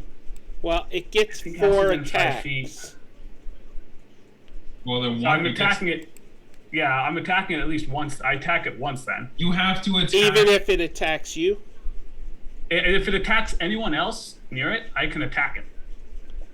So But if it's attacking Nameless, If on the same attack, if it attacks you as well as other people, do you still get that attack? no, but I can do it anytime it attacks someone else. It's a reaction to the attack Well, on someone else. Does a 15 hit you? A 15 does not hit me. Okay. And then we have Unthgar is being attacked. A 16. That And does I not deal- hit. And hold on I one deal second. 11 points of damage to it, by the way. 11? Yep. Now, would this take place after it attacks or It as takes place as it attacks. Oh, it's dead. It's a reaction. But it just rolled a crit. Good. You gave me a free feat, and I took my favorite one for a reason. Yeah, cue Well. sad trombone. Yeah, Sentinel's great. Before it can damage anyone, Seraphim It kills tried. it. Well, now I Okay. think we should go. I think we should scope out this other stalagmite. So I am gonna leave Gang initiative up. window up for turn order. And what is y'all's next? I want to go investigate the other stalagmite. Oh, Because if it's gonna pop out, I'd rather do it intentionally than unintentionally. Okay. You are technically out of initiative at this moment, so you have the movement, regardless. Okay. And give me an investigation roll. Okay. There's an easier way to figure it out than going right up next to it. 9. As far as you can tell, this is a stalagmite. Okay, I'm gonna. Well, you know what? Because I'm thinking smart, I'm gonna move backwards and guiding bolt it or produce flame it. You know your spiritual weapons right there. Yeah, but I haven't attacked. Doesn't it have to? Don't I have to land an attack for it to walk? No, Oh, it's literally like a second attack, basically. It then can I'll just attack. have it attack. Yeah, spiritual weapon is super useful for that reason. Then it'll just attack the stalagmite. Okay. Roll to hit Okay. for your spell. So that's a It rolls 13. a 13. I'm going to say that it hits. and this glowing weapon bounces off the stalagmite. Sparks fly a little bit, and that's all that happens. Okay, I want to produce flame this stalagmite. I want to destroy. I want to destroy the stalagmite just to make sure nothing's gonna. The stalagmite is made of stone, so flame is not going to destroy it. Okay. Unless it was like super, super intense flame that could melt stone. I don't even know if it would destroy it then. I don't know. While he's doing that, Seraphim's going to turn to him. What are you doing? Well, they all the other guys popped out of stalagmites, and no one popped out of this one. So I'm trying to make it pop out of that one. Okay. Seraphim will fire an Eldritch Blast to help out. Boom! Look at that. I convinced someone. I mean, I was going to do that regardless, but I wanted to make sure my character had a reason to do it rather than be metagaming it. Okay, roll your Eldritch Blast. I'm looking forward to it being in that one. 24. Damn! Your Eldritch Blast strikes the stalagmite. There's the net one. 24 to hit, and you do 1 damage. A piece of stone, the pointy tip of the stalagmite, breaks off and falls to the ground. I mean, I would much rather roll a 1 on a damage than a hit. Because damage is damage. So, And I think it did what we were looking for. yeah, the stalagmite didn't turn into anything. It's just a piece of stone. Okay. So, Well, I'm going to go over, retrieve stool. And I also continue back over here with all y'all. And because that this beastie died, and I cast my Hexblade's Curse on it, I forgot I get 6 points of healing. Nice. Which is cool nice. beans. I don't know what y'all can see on your screen. I'm assuming you can see all the way to the back of this cave. And that nice chest back there. Yeah, that's what y'all see there. The cave does come to an end there as well. Okay. I'm gonna warn my my party mates of traps, and I would like to advance and keep an eye out for traps, mostly around the chest. Peter. I'll cast guidance on you. Beautiful. I wonder if this thing is an animated chest. Seraphim is gonna. I'm gonna have Cool. Rant come towards us, and the prince, and Seraphim's gonna take a spot right there, just kind of keep a lookout from behind us. When this thing goes You never mimic, know. Are By the you? way, get me out of here. Peter, if I during all this time I created 10 good berries, I handed them to Wenny, so he can heal 10 hit points. Okay. And yet, oddly, the good berries have the slight taste of anchovies. I don't know that he'll ever be able to taste a good berry again where it doesn't taste a little bit like anchovies. and you feel bloated. You're so full. Yeah. It's all right. Okay. The meal's not over till I hit You myself. even got a little bit more of a belly going on there. Do So they yeah. do they actually do that? I mean, I guess that they can satisfy your hunger, but not necessarily make you no, I'm just big.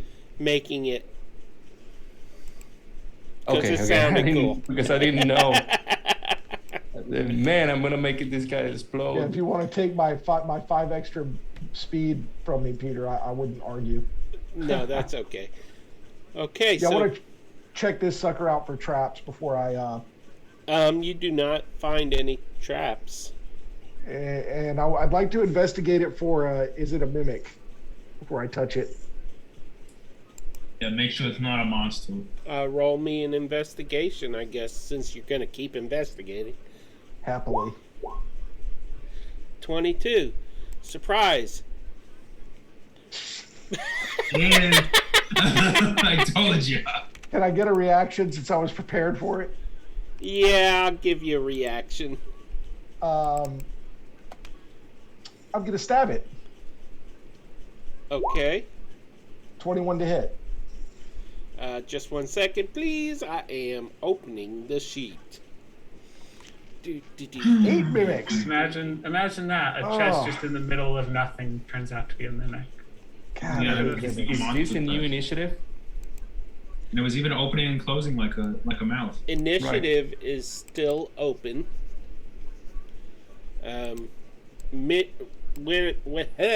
When he is over there, so Yeah, when he gets in, But we should have been out of initiative and then re-initiative, right? well, I didn't want to re-roll for all of these characters. it makes sense. If you want, y'all can tell You could you just what. do the main clue. We could Yeah, also just just- walk away from this thing. I mean, the only reason I'm stabbing it is so that I get a free disengage. I mean, I'm gonna attack it and kill it. 'Cause- Okay, so the players can roll initiative. It has. You did hit it. When That is 15 piercing damage with my sneak attack. He says advantage. Why does he say advantage? Yeah, why does it say advantage? Yeah. Where? And I'm not trying to do it with advantage. I just clicked it. It's not it's not all that. It's probably a Is it setting you because of have your in, Gloomstalker? Am I doing it again? I don't think you could do it with advantage, do you? it's probably a setting in Beyond 20. You set Beyond 20 roll with advantage all the time. yeah, Oh, it's because you rolled 2d20s. Right. We're trying to figure out like what. I is always have mine roll advantage, and then if I don't have advantage, I just take the first one. Okay. The way So it's a his is 16 plus being 8. It's displayed. 24 then. I'm just gonna do it like that. Okay, so Yeah, mine is 24.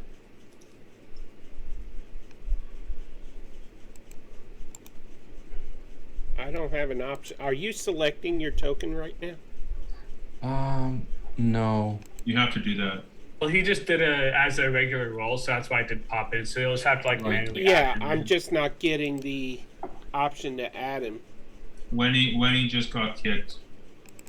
Here, I'll Well, tell you that's- what. I'll do this. No, rip Winnie.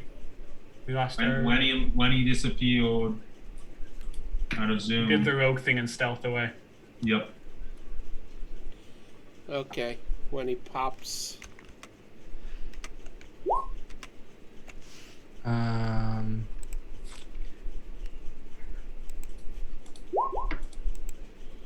There. That added you, and you rolled a what? 24. 24. Okay. I'll When have he's to not see if I in can it fix either. that.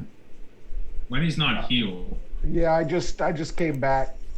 Oh my god, he's healed. I don't How'd know you what get happened. back in? I don't know what happened. Yeah, we didn't want you back in. How'd you get back in? Well, I mean, Came because I back. didn't add him back in. Yeah, exactly. How did that happen? You I didn't have want you to no come idea. I'm like a He's bad a hacker. video I'll always turn on. back But I can't tell if the Twitch, if we're still broadcasting. It says network Yeah. error on our. We're still live. Try refreshing it. in. I'm There we go. live. All right. I'm sorry, Peter. What was going? Oh, Woody is 24 Initiative. initiative. Can you click your token and roll initiative, and we'll put a 24 in? Yep. There you go. Or you could keep the 25. Up to you. You're the boss. Well, it's the high. Well, it puts you just before Zargos, so we'll keep Do you you at wanna- 25. I think this is going to be pretty quick. We're close to the end of the night anyway. Yeah. Yeah, we're done in 10 minutes, so we'll just kill this chest, see what's in it, and then call it quits. Okay, so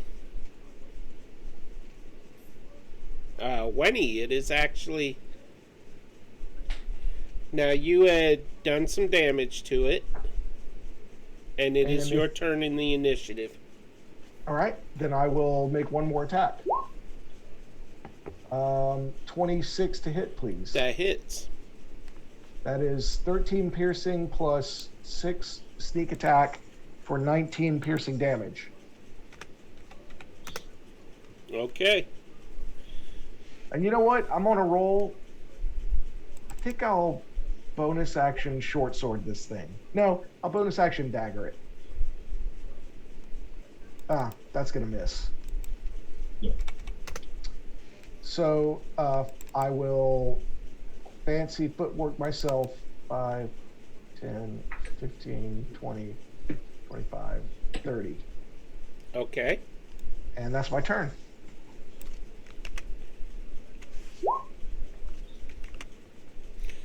I need to move the viewer map so they can actually see this mimic.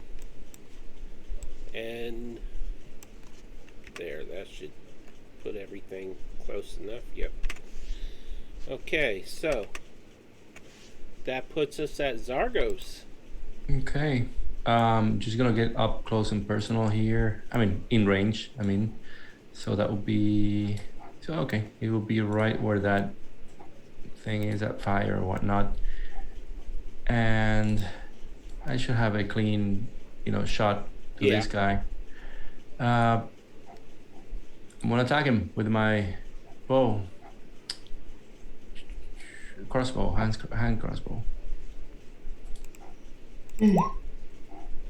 18 to hit.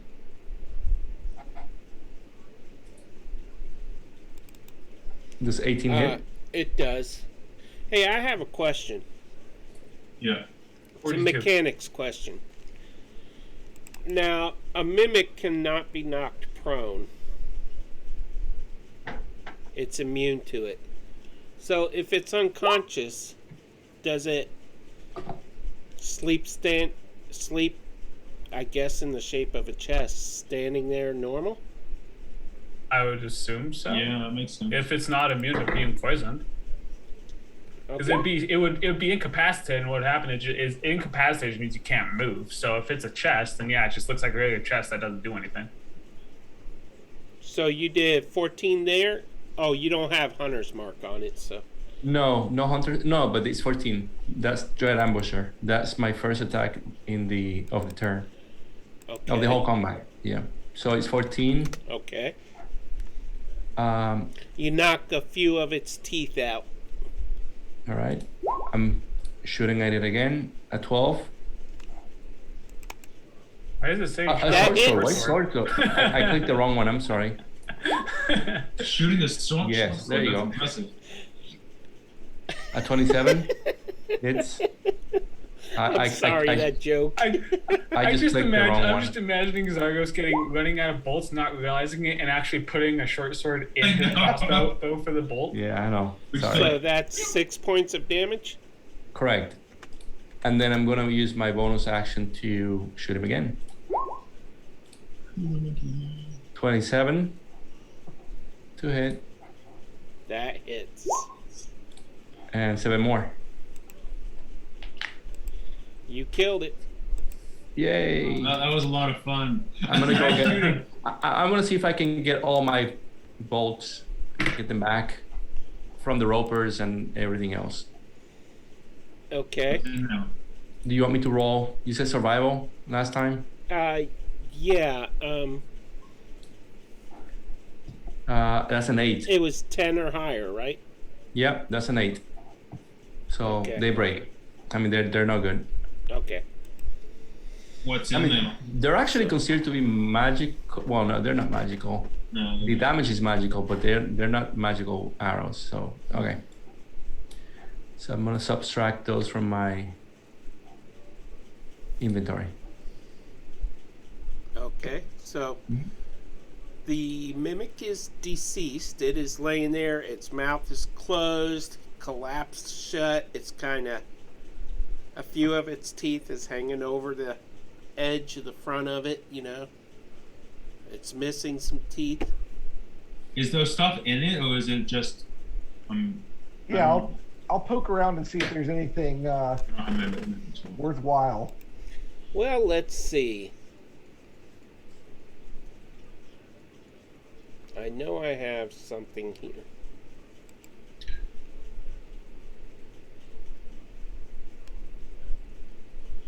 I know they have a...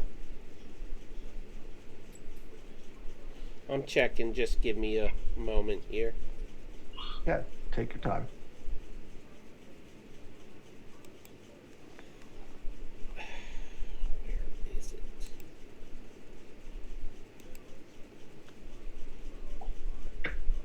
Important stuff. Ah, there we go. That helps. Roll a percentile dice, please. All right, let's see what we got here. In the meantime, Peter, I'd like to see if, well, I mean, we can do this later or some other time, but I wanted to investigate that water and actually tell Onkar if he can check it out since he's little. Okay. When do you find a potion of healing in it? Excellent. I will hand that back to Zargos and tell him, thank you, bro. And that is the end of initiative. Well, I mean, you don't see where I'm at right now, Winnie. That's true. He just throws it in a random So direction. you still keep it. You know, you're looking for me, but yeah. Who were you asking to investigate the water?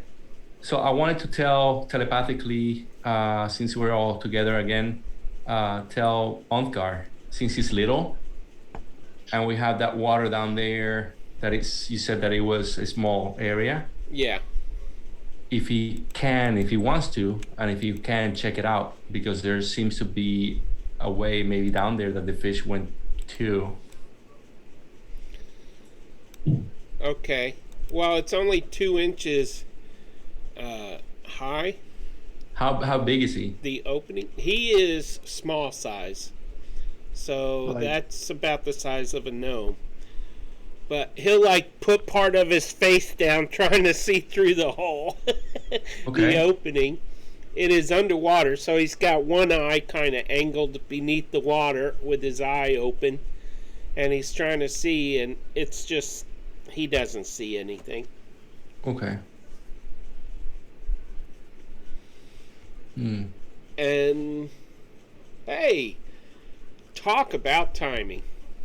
Yeah. It is 10:59.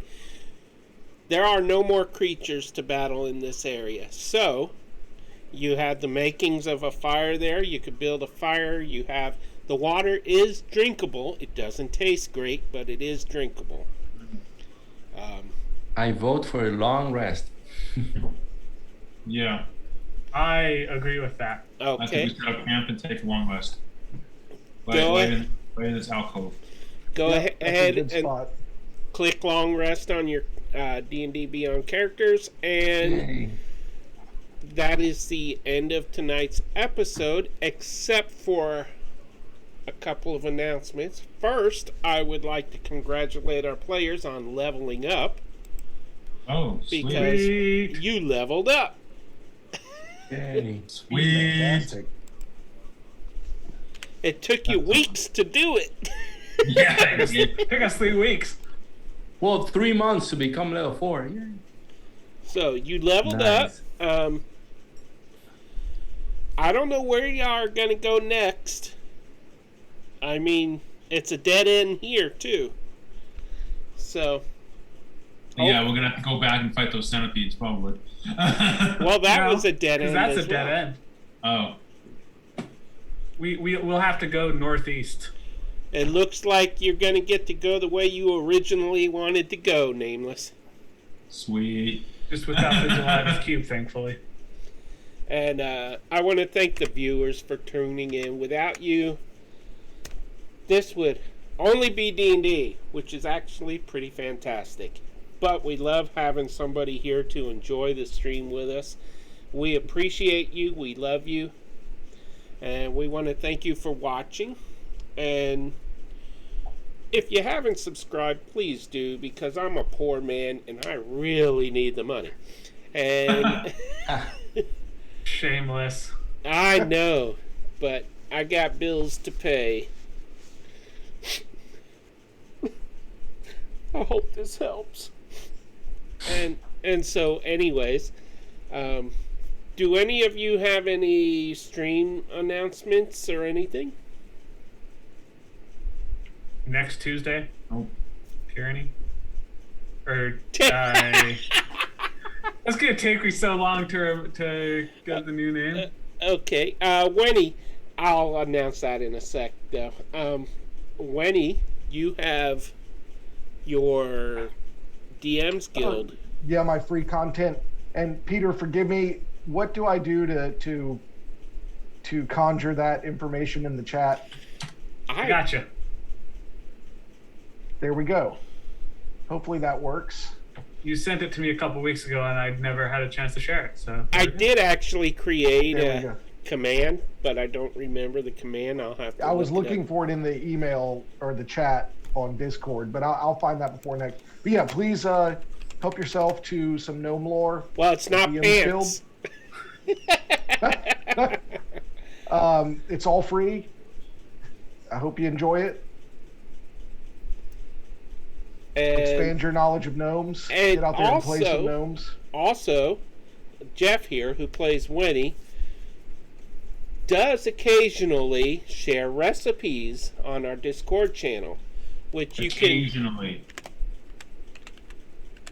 He's been a little busy lately, but Yeah, actually, I've got another one that I could put up. that'd be great. Yeah, I'll put up a rare bit.